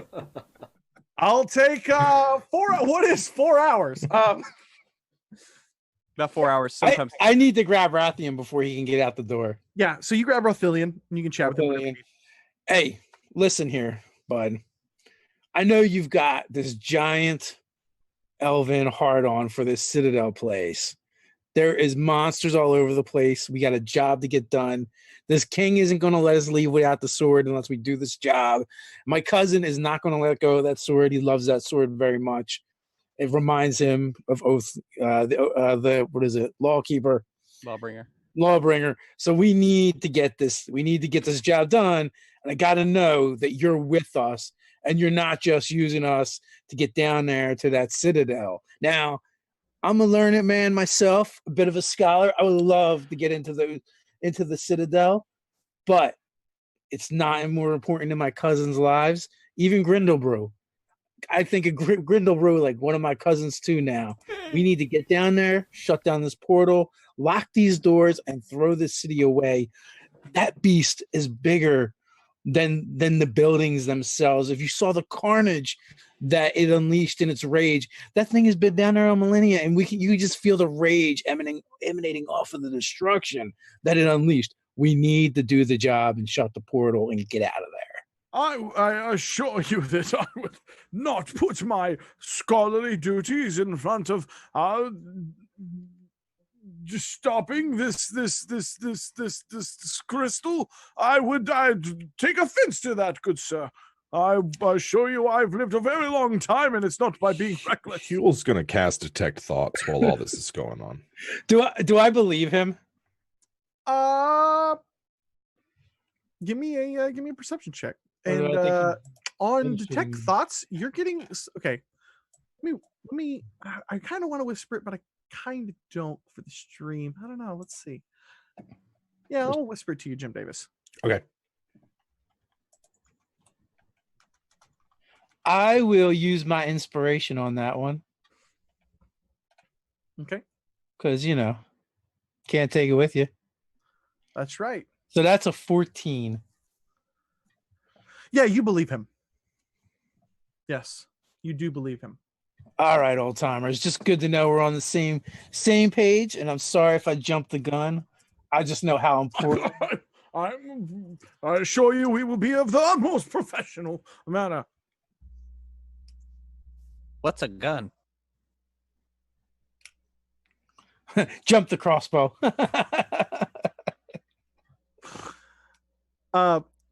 If your buzz only lasts 4 hours, you need to find another druid. Don, you got me. All right. So we're going to move forward a little bit here for sake of progression. You guys have rested. You've made your plans. Dr. Hill, you certainly made yourself clear here to Rothillian. And at this point, you guys are going to rest. Huell, you have the best sleep. I mean, just the most sound. You wake up, you're just feeling, God, you're just feeling so good. You feel just so much better than, remember when everybody else was feeling all drab and angry from being in the Shadow Vale and you were just feeling just fine. You feel the same way, even though they're not even in the Shadow Vale. You're just beaming, buddy. Yeah, does Gregor keep those mushrooms on a belt pouch? He sure does. Yeah, I'm a mage hand some of them when he's not looking. That's gonna be a bit of a problem because you guys, as you kind of get up and get ready for breakfast, you are greeted by Largeborn at the door. So, it appears that little Miss Doris has made a bit of a fuss, and apparently she's got some favors to call in. Wasn't that bad, really. Grindlebrew, you should have never let that one get away. That's for sure. Might fine beard on her too, if I do say so myself.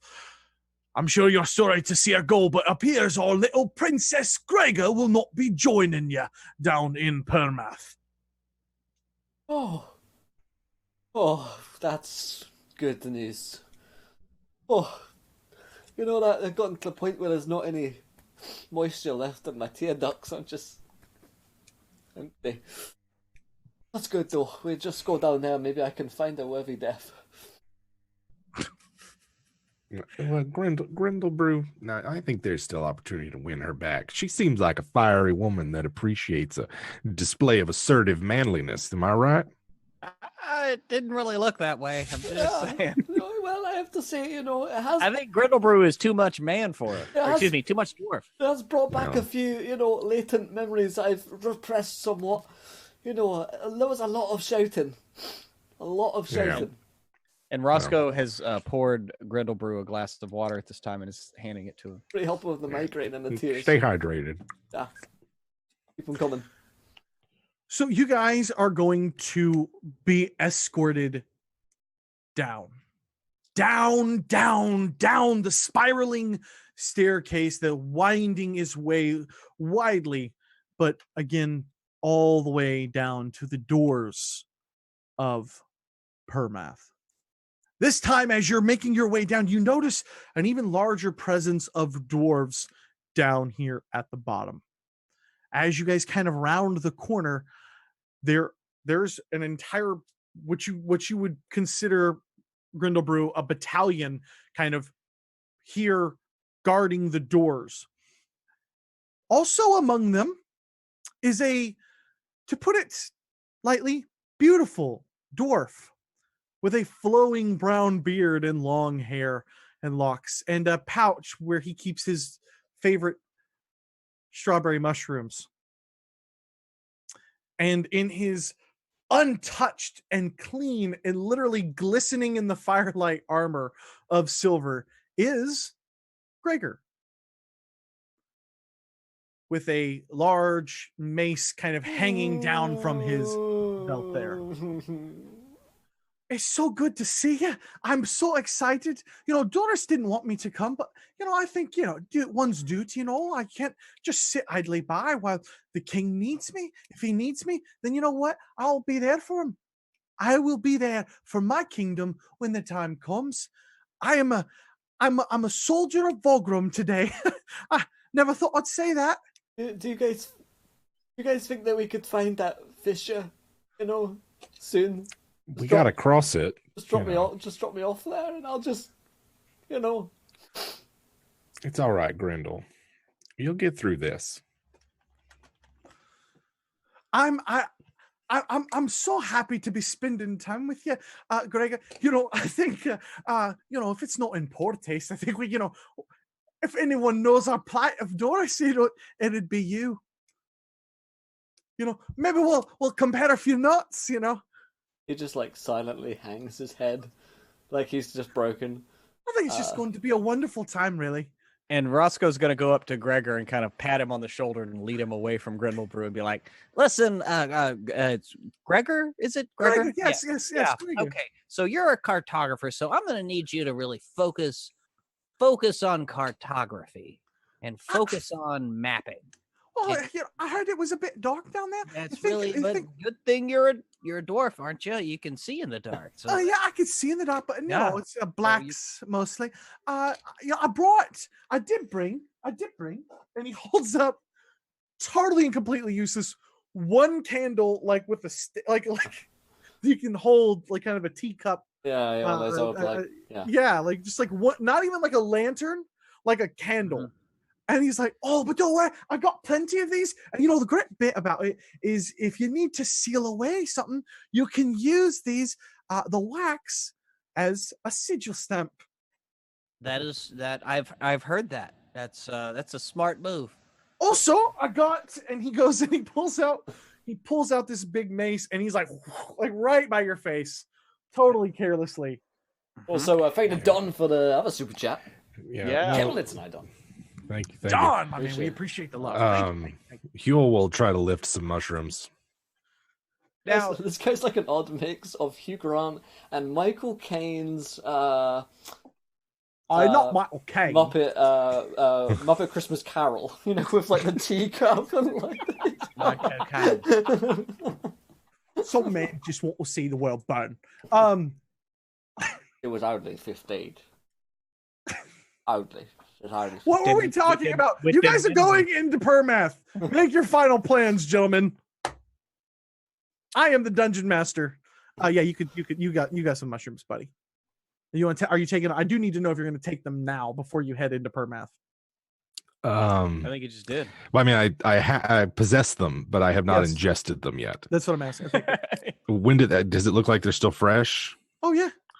Yeah, they might have even been repicked this morning. I bet they don't keep very long. Huell's tempted, but he's going to wait a minute. Yeah, you're okay for a few days.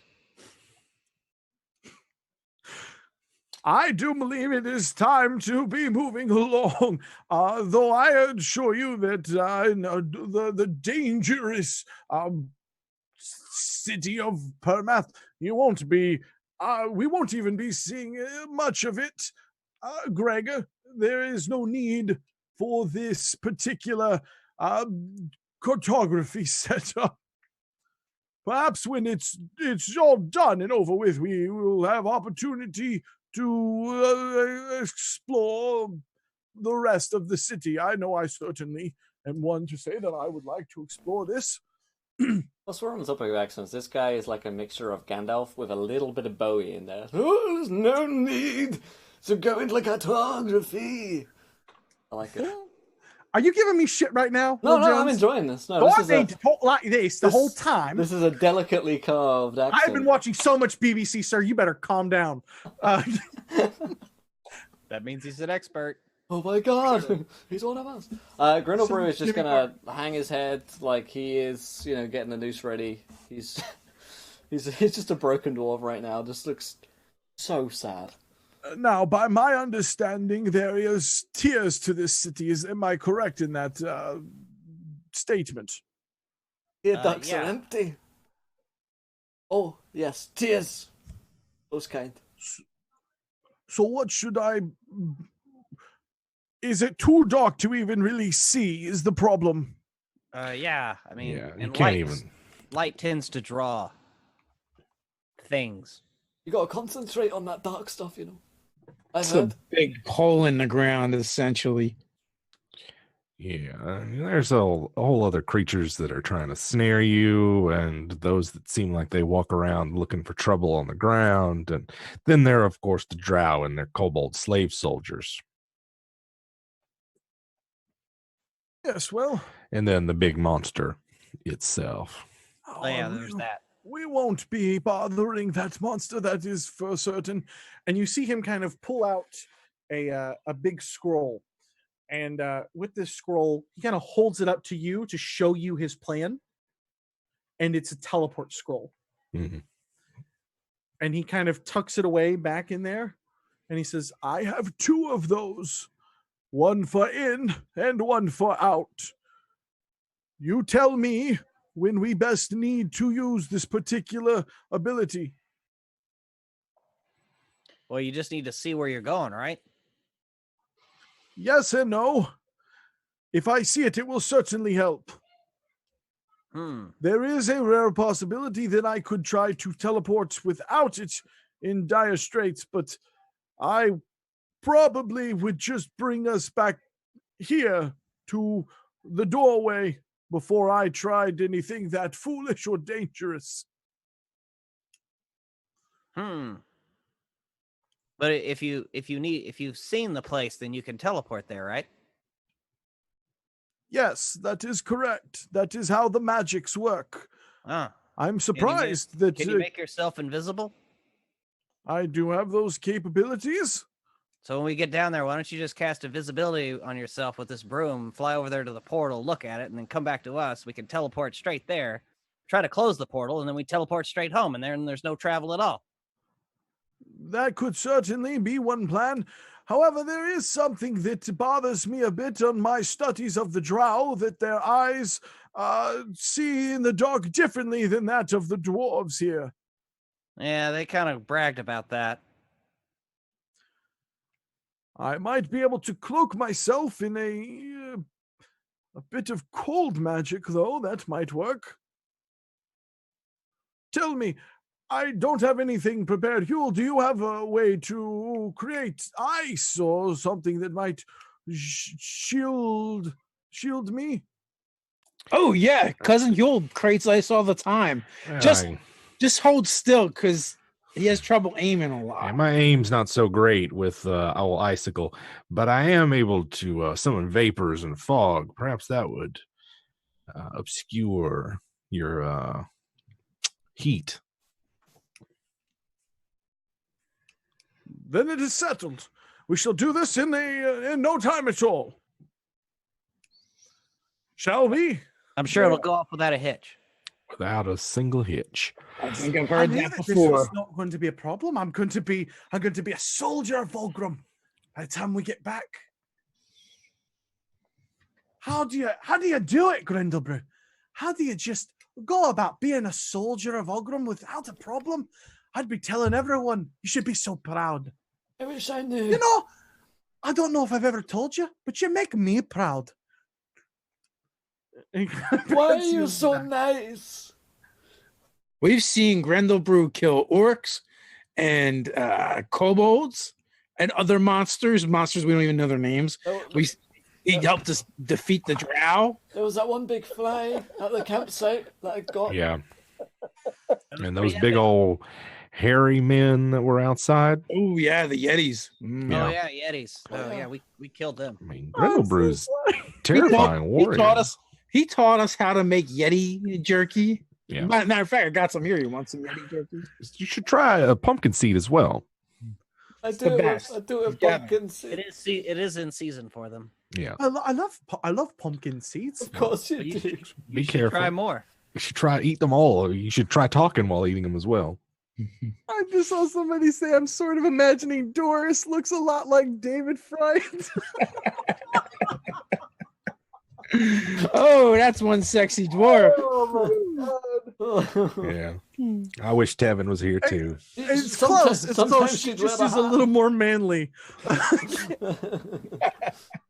So you guys can make your way past the corridor. Something that you notice, Roscoe, is that that black tar taint that has been creeping along the doors that you've pushed back in the hallway all the way to the doors, it's grown almost all the way back the length of the hallway. Like it's growing even faster. Oh my god, this taint is spreading faster than before. It's perennial, this taint. It's so greasy too, this taint. Mm-hmm.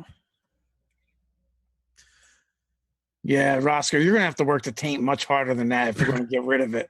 Well, I did. I mean, if you want to get the taint off, Roscoe, you're really gonna have to work harder and use your sword. I have yearly on that taint. I have yearly elbow grease mostly. I didn't work up. I want to work up a sweat.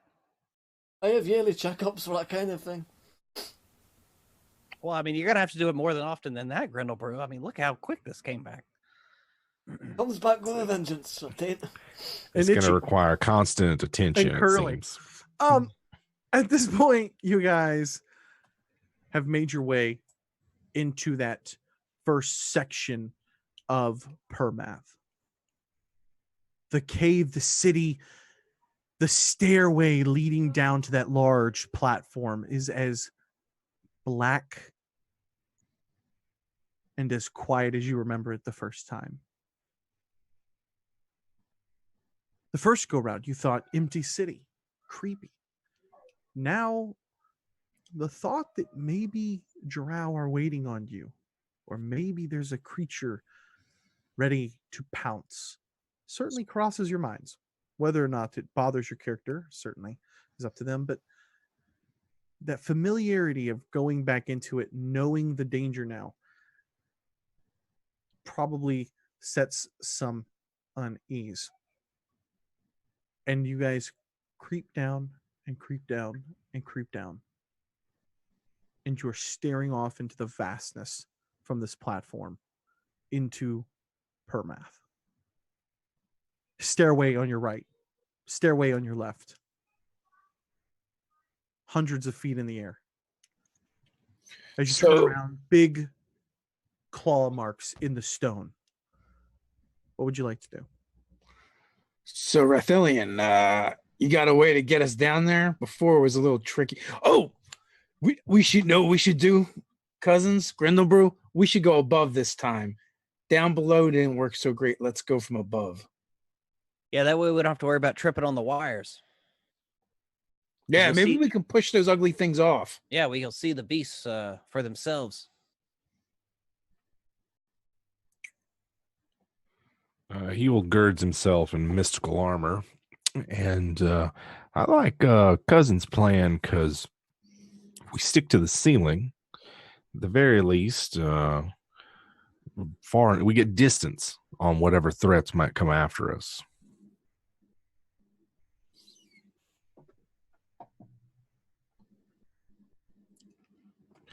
I can also, cloud will fit everybody inside of it, so as long as we're close together, we shouldn't get too lost.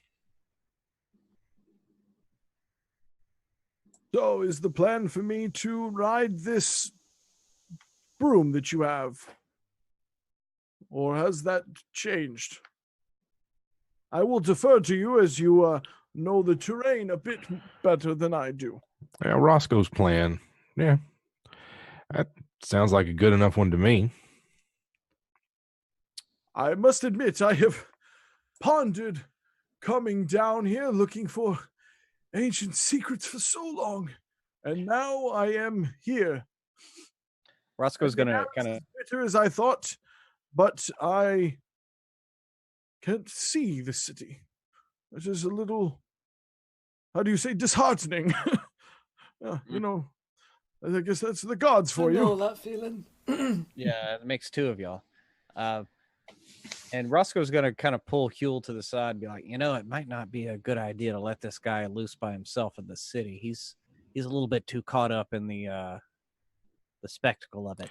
I don't mind going with him. In fact, if I'm going to create this cloud that'll keep us cloaked, then I probably have to stay with him. But I don't see why well, I don't know. Less of us in danger if only one of us goes with him. That's true.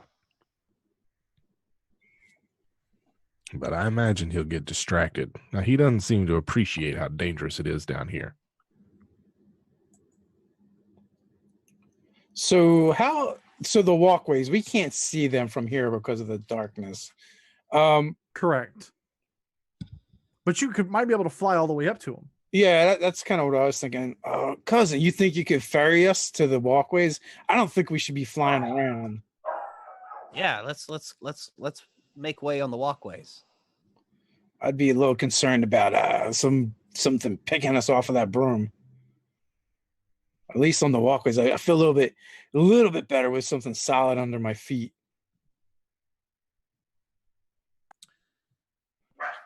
Come on, Booker.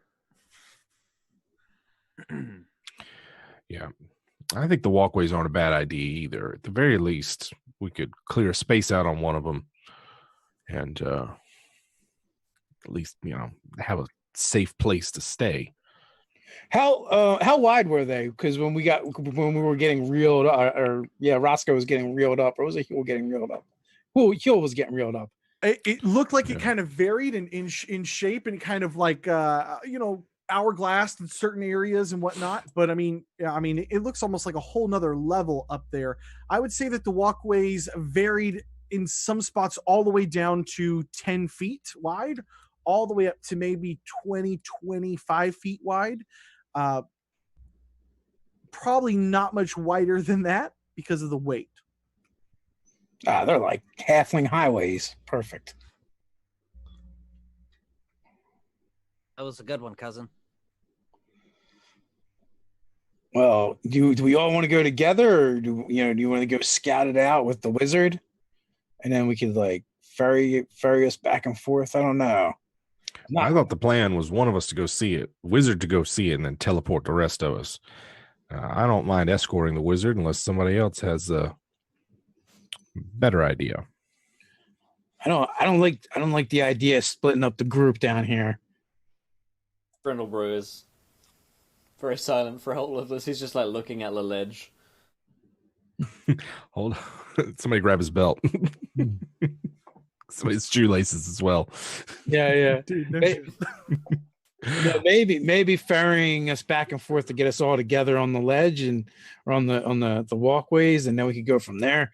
But definitely want to stay together down here. Like those drow could come up from anywhere, just take one of us and we wouldn't even know. Yeah, I do think there's strength in numbers. The teleport spell is handy, but yeah, I don't want to end up encased in rock or slip into another dimension. He's gonna have to see it. Yeah. Clearing a space out on the walkways and then scouting further from there is not a bad idea. Yeah, it'll be safer up there, I think. So yeah, we'll start ferrying everyone up to the walkways. I mean, can Rothillian fly? Does he seemed like he was going to be you all. ask him, he absolutely has fly prepared. Yes. Okay. And I assume he'll take care of himself. Rothillian, do you mind carrying Gregor? The rest of us can accommodated by the broom. I can certainly handle that. Yes, of course. And in a matter of moments, all 6 of you find yourselves on the upper terrace. When you get up there, you notice a couple of things. Mostly the construction, it seems to be have like a reverse treehouse. Really, the way that these stalactites have the structure here has kind of been built in and through them. That's kind of giving them these barriers to hold them all the way up off the ground. But you also notice that the walkways continue on really thinly, really thinly, and extend out into the darkness. What looks like, you're assuming from what you could see, maybe the walls. But again, this is a half a mile wide, and it's way further than what you can see here, right here in front of you. In fact, as you guys make your way up there, if it wasn't for the enormous stalactite kind of coming into view, it would have taken you probably a moment to find where the start of this particular terrace is. Now, on the terrace, surprisingly, you guys find all sorts of much smaller buildings that do not appear to be made out of stone. These are like huts. And at this point, they're pretty much gone, right? They've evaporated, even without a wind or sun to beat down on it. Just 1,000 years here, these things have just kind of worn down just from the weight of themselves, from the kind of gravity here. It's also incredibly slick and moist up here, and you can actually see up ahead a little bit of a pool of water that's kind of dripping down onto this main terrace, almost acting like a catch, if you will.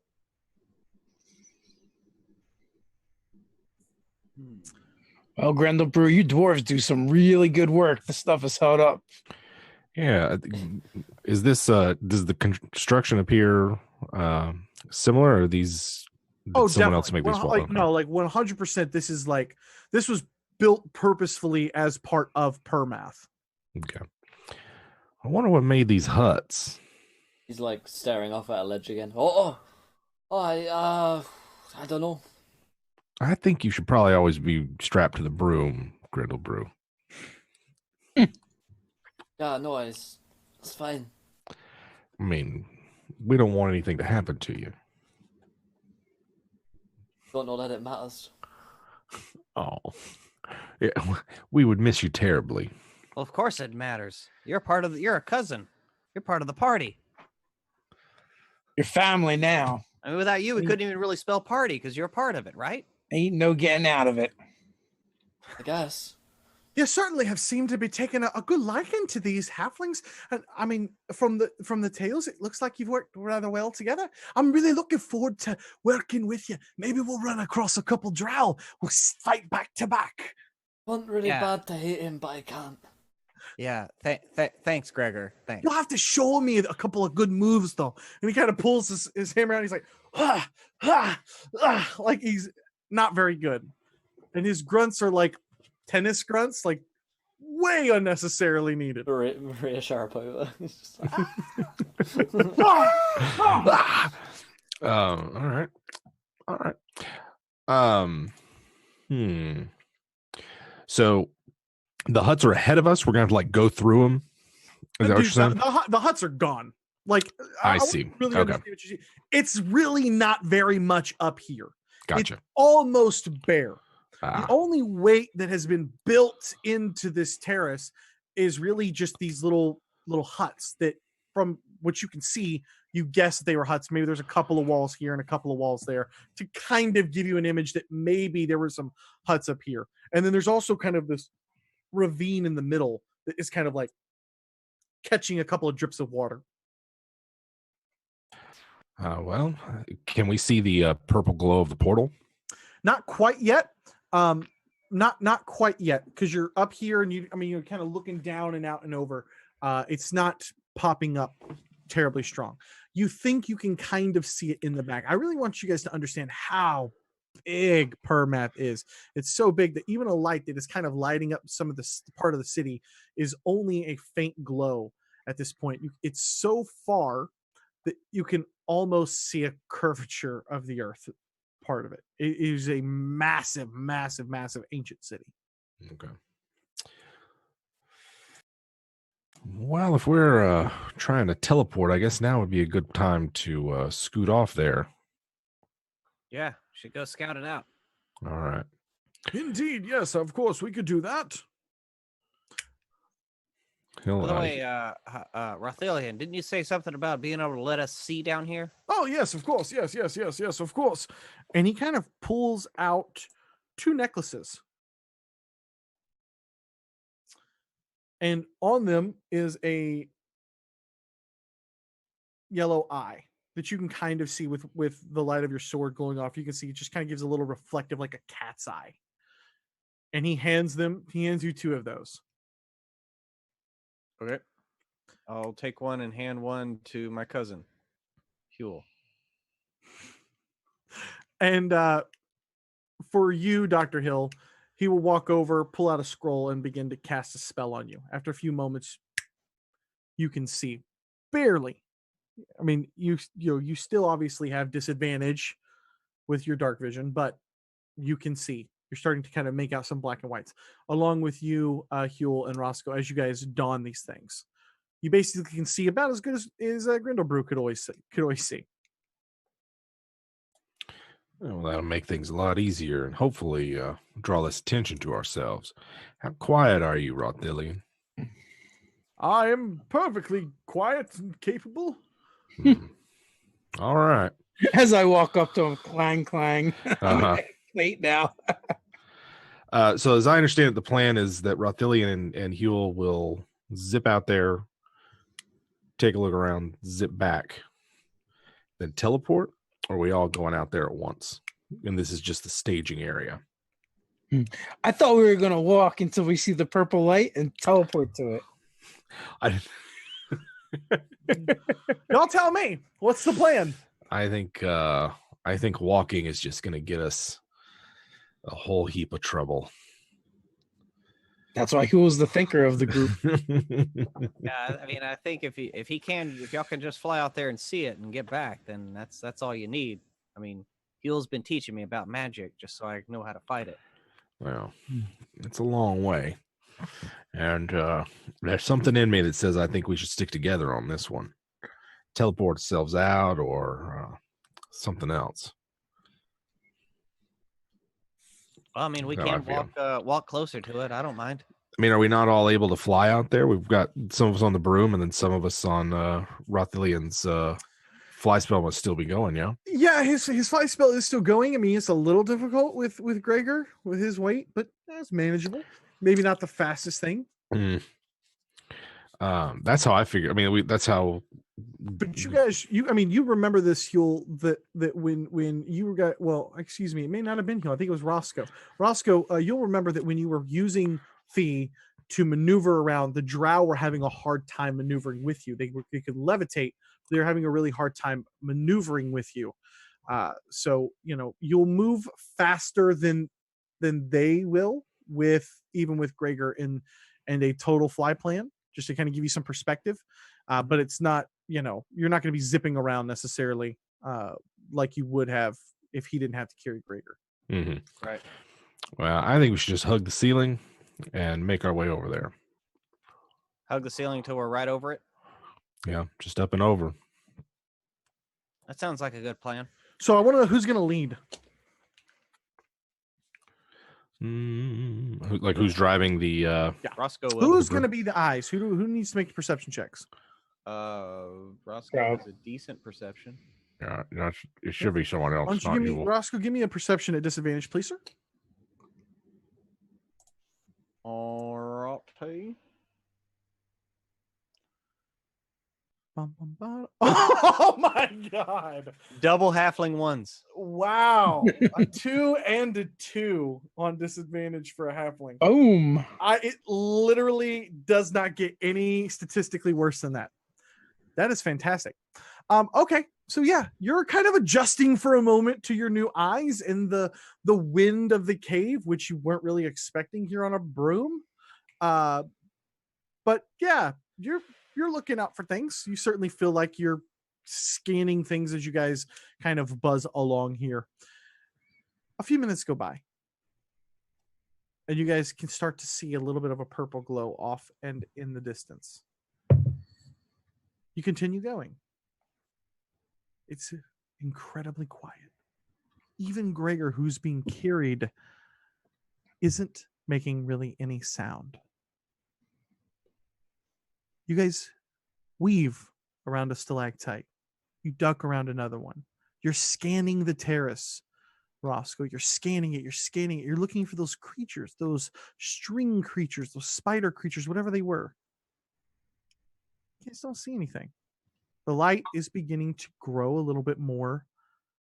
And soon, as you guys are getting closer and closer and closer, you find a terrifyingly familiar sight off and to the left. And that is the slumbering Shatilra. But that is also because you now have the tower in view. The sword at your side starting to glow brighter and brighter and brighter as you move closer. And eventually you guys make it over the crevasse. I understand it's kind of peeking out is how I mean. And eventually you guys glide over and you are hovering probably 120 feet off of the top of the tower on this incredibly tall cavern.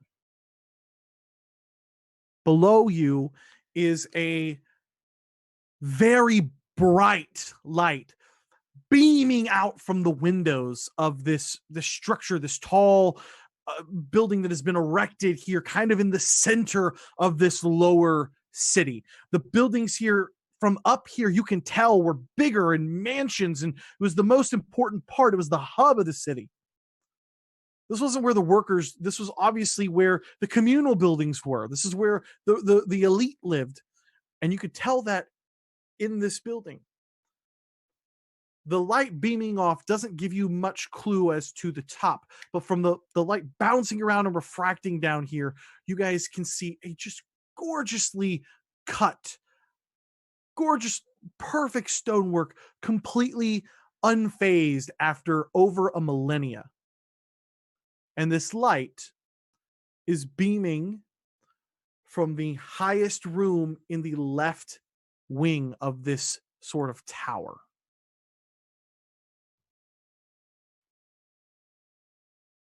What would you like to do? And that's the purple light still, right? It's not a different light. It is still the purple light. All right, cousins, we're getting close. We're getting close to what we came for. We can't hear you, Pruitt. Start moving in towards the light. Get a better look. See where what exactly is causing it. I can't believe it. It is the citadel, exactly as I had hoped. Standing perfectly erect. Look at this. I know it is a beautiful building. And you guys continue to wade down and wade down and wade down. And eventually, if you would like, you can be level with the ledge. Oh, this is great. This is going to be like snatching pumpkins from old farmer Haymill's pumpkin patch. Yeah. I always hated that bastard. Yeah, let's get in and get out. So move up to the ledge there. Yeah. As you drift down and into view, the light isn't very bright, right? It's not the brightest thing, ever. A candle would be as bright. Looking directly into a flame or torch would be just as bright. It's kind of giving off this purple, fiery, wavy like energy light, almost with a smoke like appearance on the wisps and the cusps of it. But it's so bright because your eyes, even in this with the dark vision, you're just having a really hard time kind of peering in. But eventually, you can make out a perfectly circular room with runes etched in a circle on the floor. Very similar to the ones that you saw in Rothilian's place. But inside, instead of being something that summons something like a demon, this in the middle is this enormous flaming like portal. And the only reason you would think that it is a portal is because as you look into it and your eyes kind of adjust to the flickering of the flames and the light from this thing, you can make out like another room, a completely different room. You're peering into this thing, and yes, it's a different area. This seems like everything that was described to you when you were meeting with King Silverbane, that this might be, in fact, a quote-unquote portal to maybe another place. Roscoe, You do notice it has a bit of a red tint to it. Roscoe, get in there and cut that thing up so we can leave. So yeah, Roscoe will pull up. Now you said that there is a ledge, like outside the door to this room, or Yes. Okay, Looking out and over. Mhm.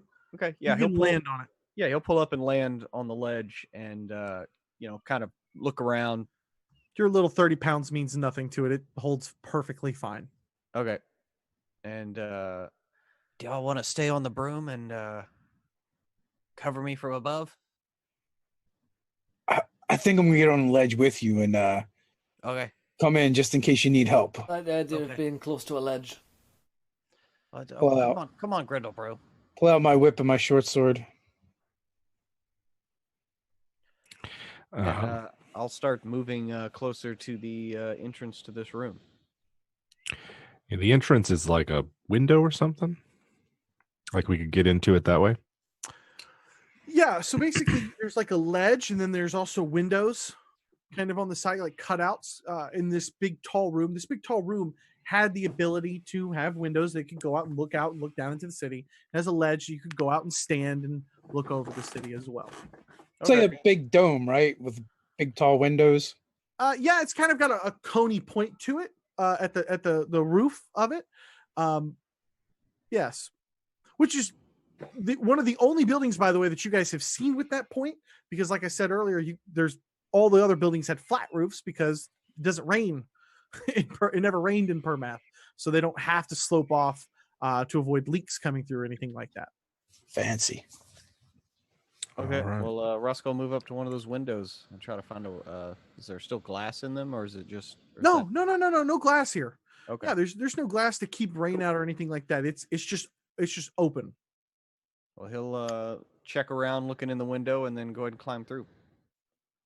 As you climb through, you notice that the room is pretty bare, right? It's got a door leading someplace, presumably down, and in the center of this room on the floor is this just massive carved set of runes and imagery kind of billowing around. And the way that this has been carved in, this is not like barely set into it. Some of the runes almost seem to take form of like a carving of humanoids and pictures and images into the stone along with the runes. So it's almost got like 3 layers to it kind of going around. There's a set of runes kind of on the inside layer, and then the middle has this sort of beautiful imagery, and then another set of runes on the outside, and in the middle is floating this sort of purpley like flame that appears to lead into another place.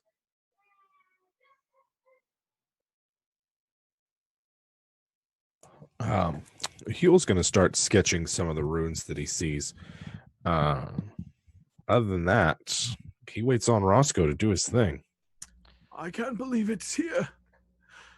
So should I just like disrupt the runes with the sword, or I mean, how does this work? I'm not certain. I don't think that. I'm not sure what to think. And he'll just pull out he'll pull out Lawbringer. Is just it almost just pushes out into. I mean, it feels like you had it forced so tight in there, like it was just ready to burst free from being constrained too much, and it just kind of erupts out, and it is completely sheathed in this purplish glow. I mean, just as bright as the light coming from the portal.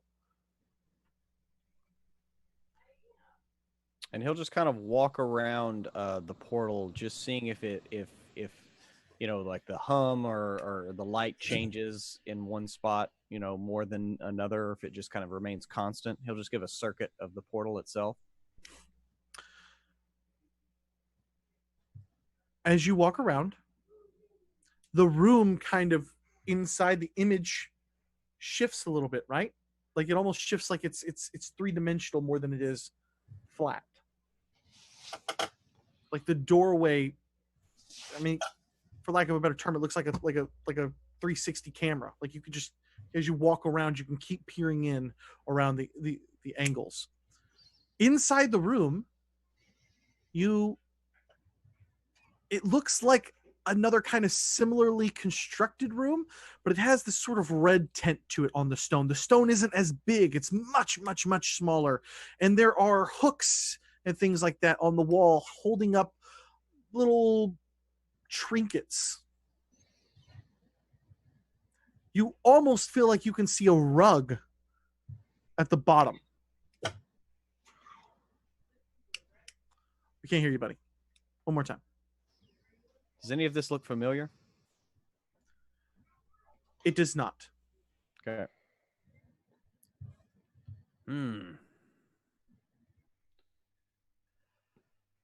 Well, kind of looks at the sword, looks at that, and he'll just kind of move the sword and try to break the circle with it.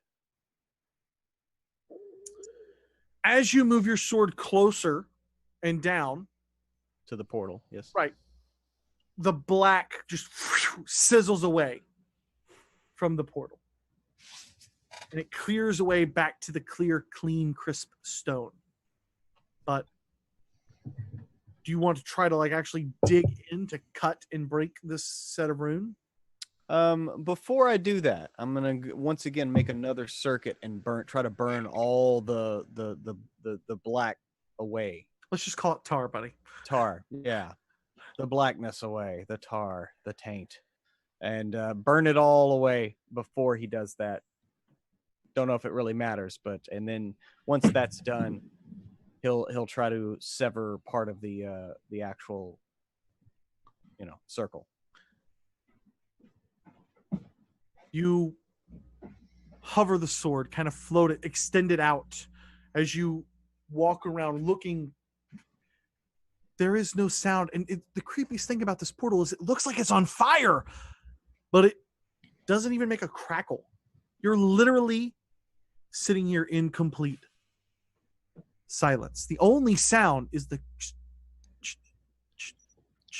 just barely bits of your foot echoing on the stone as you kind of walk around. You clear it out. You bring the sword up to drive it down and try to break the stone seal. Do you go ahead and take the plunge? Yep. You plunge it down into the stone, and it actually bites very deep into the stone, surprisingly deep. And as you pull the sword away, you have created a divot, breaking the seal. And nothing happens.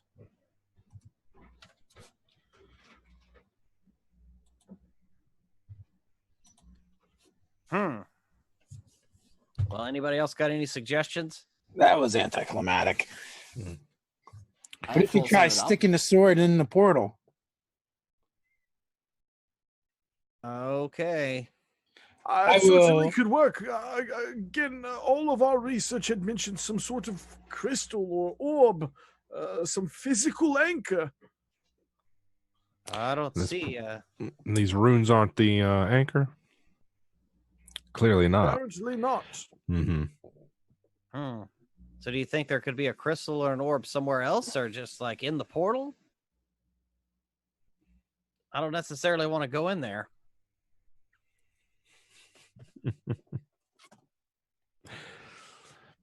I'll do it if I have to. I can wield the sword.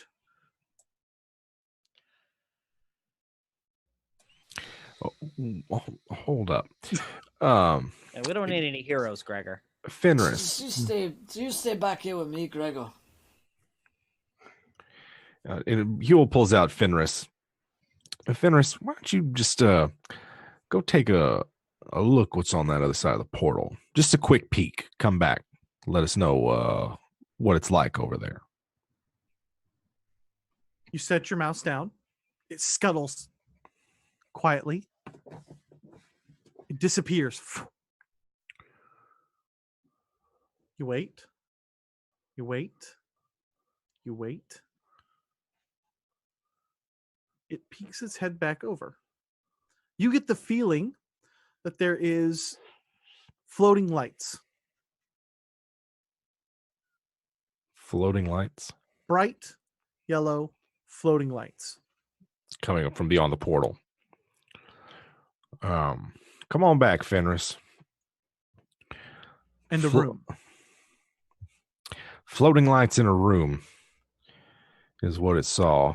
Thank Three you, of- Fenris. And he feeds Fenris one of those mushrooms. Okay. He nibbles on a little bit of the mushroom, almost immediately stops, and then crawls into your pocket. Yeah, just sleep it off, buddy. There's something's on the other side of there. Perhaps those are the anchors. We got to go through it to shut it down, but then how will we get back? That teleport can't get us back transplanar travel, right? It's just same locations sort of thing. I believe it cannot travel between planes, no. You may try, but again, it is very risky. Yeah, I'm not in a risky taking mood right now. I don't know, cuz perhaps we should just go look below. We haven't fully explored this place. We don't know what else is in here with us. And maybe there's a crystal or something elsewhere. Dr. Braso will start getting out one of his ropes Mhm. and tying it off on, like, the piece of stonework that's like between the windows. I got you, buddy. And he's going to tie it around his waist. Be like, well, we need to figure out what's going on, cousins. And the mouse came back, and he's going to run and jump through. Oh, cousin. Dr. Hill disappears. I'm not going to tell you what you see yet. You guys wait, and you wait, and you wait, and the rope isn't moving. It's just slack. Roscoe is going to pick up the rope and start kind of pulling up, like taking up the slack. As you're kind of pulling this back to see what is all attached to it, Dr. Hill, when you come into this room, you see 3 glowing, floating lights.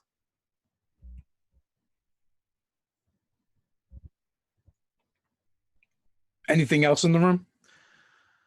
There's some furniture, there's some things, hooks, and you see a couple of doors, but most importantly, you realize that it's also kind of a bit of a tower, and it is kind of a reflection, if you will, of what is on the other side of where you came from.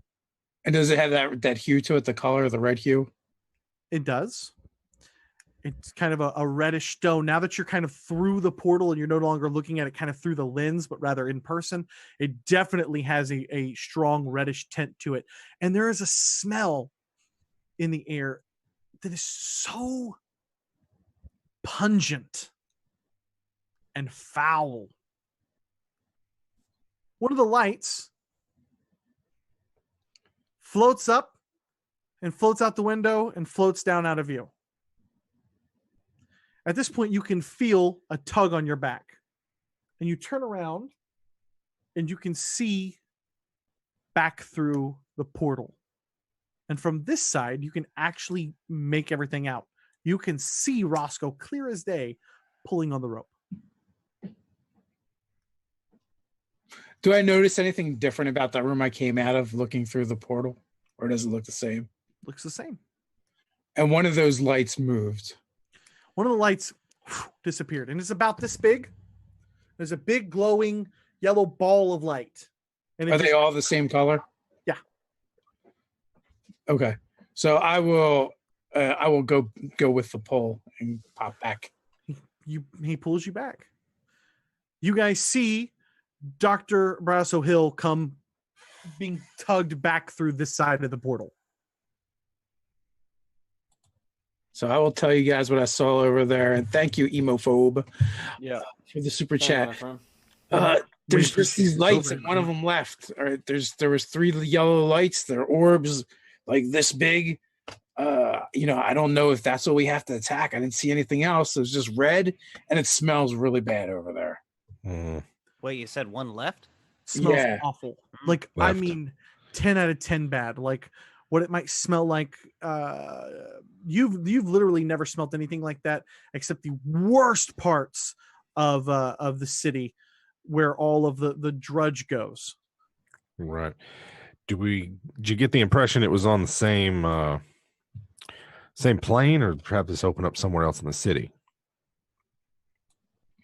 You know what? We've looked around the city, and I don't think we've seen any place like this. This is the only one with a roof like this, but it looked the same.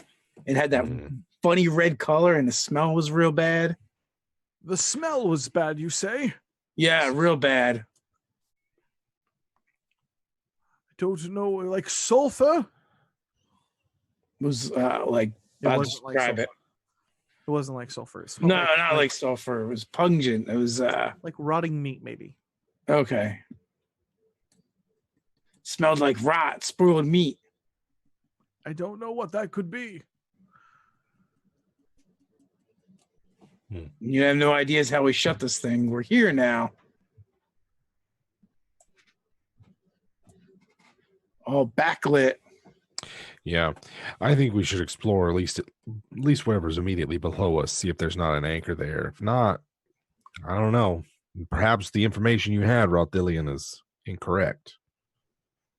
I don't think that it would be incorrect. It is clearly an anchor to another place. Everything has been exactly on point. Thank you very much. And this is the source of the light. I don't imagine it would be below our feet.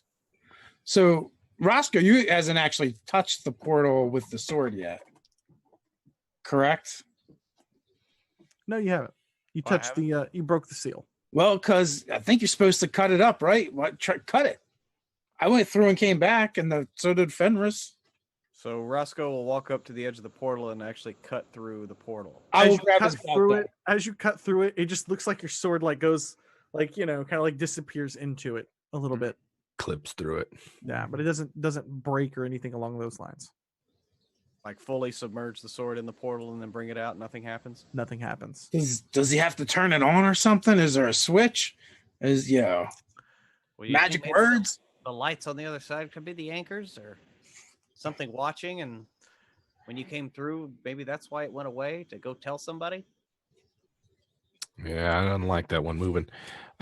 Short of digging up the floor in here to look for some hidden item, I don't know. Perhaps we You should. gotta say the magic words by the power of Shelazar.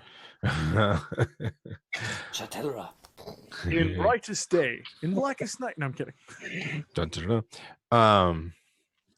Yeah, I'm tempted to go through there and see if there's not a way to shut it down from the other side. I'm sure that the crystal we are looking for, orb, or I apologize, the texts were not very clear. I do believe it is a breakable material. Glass, perhaps even. Then that, I'm sure, can't be coming from the other side. The coincidence here, and he kind of points down to the black tar that has been pouring out of the turtle or out of the portal. I can't imagine this coming from another place. What if it's underneath the portal and we just can't see it?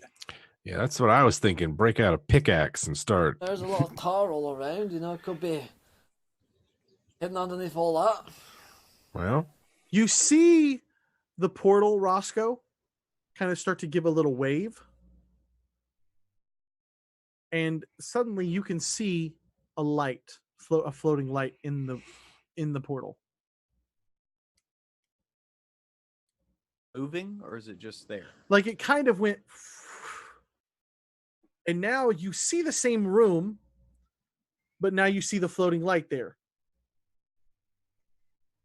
Well, now there's a light. There was 3 lights when I went in, or 1 left. yeah. Sweep that sword around the floor. Well, I thought that Roscoe had already put the sword into the tar and burned it all away from the portal. That didn't reveal anything? It just cleaned the tar back from the stone. It kind of sizzled away. Okay. And does it start immediately like pouring back out? So No, I hasn't started doing that like immediately or anything like that. Okay. I just look around the room. Poke those lights. And I could go try to poke the light and then jump back through right quick, but I'll come with you. I'll keep the rope on. Okay. I'm waiting on you guys to tell me what you want to do here. So they're jumping through the portal. Somebody's got to man the rope. I'll do it. And I'll help. I'll hold the rope. Just tie it around Gregor, and if we need to come back fast, push him out. Tie it around my stomach, I guess, is probably a better place. You'll stay on this side of the I've portal. never had such a good time with a good lad like yourself, Grindlebrew. I want to hate him, but I just can't. It's I'm all kind right. of having a good time with you as well. It's weird. Oh. Maybe one day you 3 of you could be friends and just Mushroom? We have a modern dwarf family. What the fuck? Gregor will take a mushroom. This is what This Grindlebrew should steal Gregor from Doris. Yeah. Yeah. That's the real ship. That's the real ship. All right, guys. So are we going through the portal, or are we going to? Sounds like Roscoe and Dr. Braso are going through the portal. As you jump through the portal, Roscoe and Dr. Hill, you notice two things, Roscoe. First off, as you kind of go through there, you immediately feel incredibly cold, followed by an immense warmth. And as you look down at that sword that you were kind of waving around, you realize that the sword, as you clear the portal, changes back to the way it looked when you first saw it. Gleaming and shining and beautiful and well crafted. It is not the rusted, broke down sword that you held over on the material plane. No, it is immensely immaculate. You also notice a figure staring at you from the window. It is not a light, which you do notice two of these lights here, but instead it is a ghostly figure. We've been expecting you. And it kind of gives off this haunting growl. And that is where we will end our session for tonight. Ooh, nice. Good. Oh, that live react from Jim Davis. Quality. Jim Davis reacts to Save or Dice. It got there, Jim Davis. It got there. It got there. Absolutely. That's fantastic. Well, my friends, that's where we're gonna end tonight's episode 7, Down the Rabbit Hole. We have definitely been down a great many holes today. Some tainted, others less so. And here we find ourselves at the end of all things. So, I guess what we should do is, congratulations, Kudos. Excellent game again. Well done, you dazzling deviant. Dazzling. I have been dazzled. I hope everybody had a good time. Also, the down the rabbit hole with the doubled up with the Alice in Wonderland mushroom. I just wanted to throw that was all right. It's fine. It's fine. I didn't notice that. Yeah. Well, my friends. Roscoe and Dr. Braso are going to come back and everybody's going to be tripping balls. I have not laughed so hard in a D&D session since we had Adam Bradford on. That was fun. Thank you, guys. The dialogue tonight had me just absolutely in tears laughing. He drew a map to my heart. Just so good. So much fun. I really, really appreciated that might need to be a shirt. Gregor drew a map to my heart. Yeah. Uh-huh. We'll work on it. Okay, we'll get somebody on that. What Great you do is stuff. you just put Gregor on the sleeve and then ... to the heart. To the heart, yeah. X marks the spot. Get there. All right. All right. Well, same time next week for more Save or Dice Harbinger. If you just can't get enough, or if you're just joining in, go back, watch the other episodes on YouTube. I guess at this point it's not worth saying if we need to make people aware that they may need to wait for the YouTube video to render. I don't Too late care. now. I don't Too late care now. anymore. Too I late don't now. care anymore. I don't give a shit. I mean this in love. I told somebody, it was like, be patient, it's rendering. And some guy was like, stop telling people it's rendering. It has nothing to do with rendering. And then it rendered. All right. It happens. It's the good thing is that you haven't been shaken by it and that you kept your cool. No. And that's a really important thing. Well, guys, thank you for joining us. Loads of super chats tonight as well. Loads of people donating. Yeah, so for thank real. you guys. Thank you guys. That's awesome. Another shout out to our sponsors, Fancy Grounds, virtual tabletop of choice, and of course Dungeon Painter Studio for all of the maps you didn't see today, but have been seeing throughout the rest of the season, and no doubt we got I got sounds some like we're fun getting stuff. to one. I'm just saying, for Dungeon Painter Studio, got some fun stuff planned. Nice. Just gonna throw that out there. Yeah. Anything else before we head off tonight, guys? Do you guys got Friday. Fantasy Grounds Friday? I did Fantasy that. Yes. Grounds Friday, and Encounter Roleplay's got a new game with Jim Davis being the Dungeon Master. Oh, yeah, Jim. Yes, it's actually right before Save or Dice. So Yeah. you could just, like you Segue can in. watch Pruitt get mutilated on Call of Cthulhu and then stick around for Pruitt and Will to go insane and get mutilated on Warhammer. And then watch Save or Dice where we tell dick jokes. Yeah, So it's you just got a whole Wednesday. I feel like that really diminishes what we do here. You're like, oh yeah, this mutilation This and could be mutilation. vanity and Cthulhu. Dick We're like, jokes. "Dick jokes." Hey, we didn't make dick jokes today. We made taint jokes. So Taint jokes. That's highbrow. Taint That's, jokes. that's highbrow for us. You know, That really is highbrow. sophisticated humor that we employ It's today. the grundle. Yep. We love you guys. Thank you so much for hanging out with us. Thanks for watching later. Please tell your friends. If you like Savor Dice, you know, maybe you're like, hey, you guys should check out Savor Dice. That'd be cool. That'd be cool. Just gonna throw that out there. Do it. Good night, everybody. Stay nerdy. Boom. Good night, Oh, everybody. damn. Good night. Fuck you, Will Jones.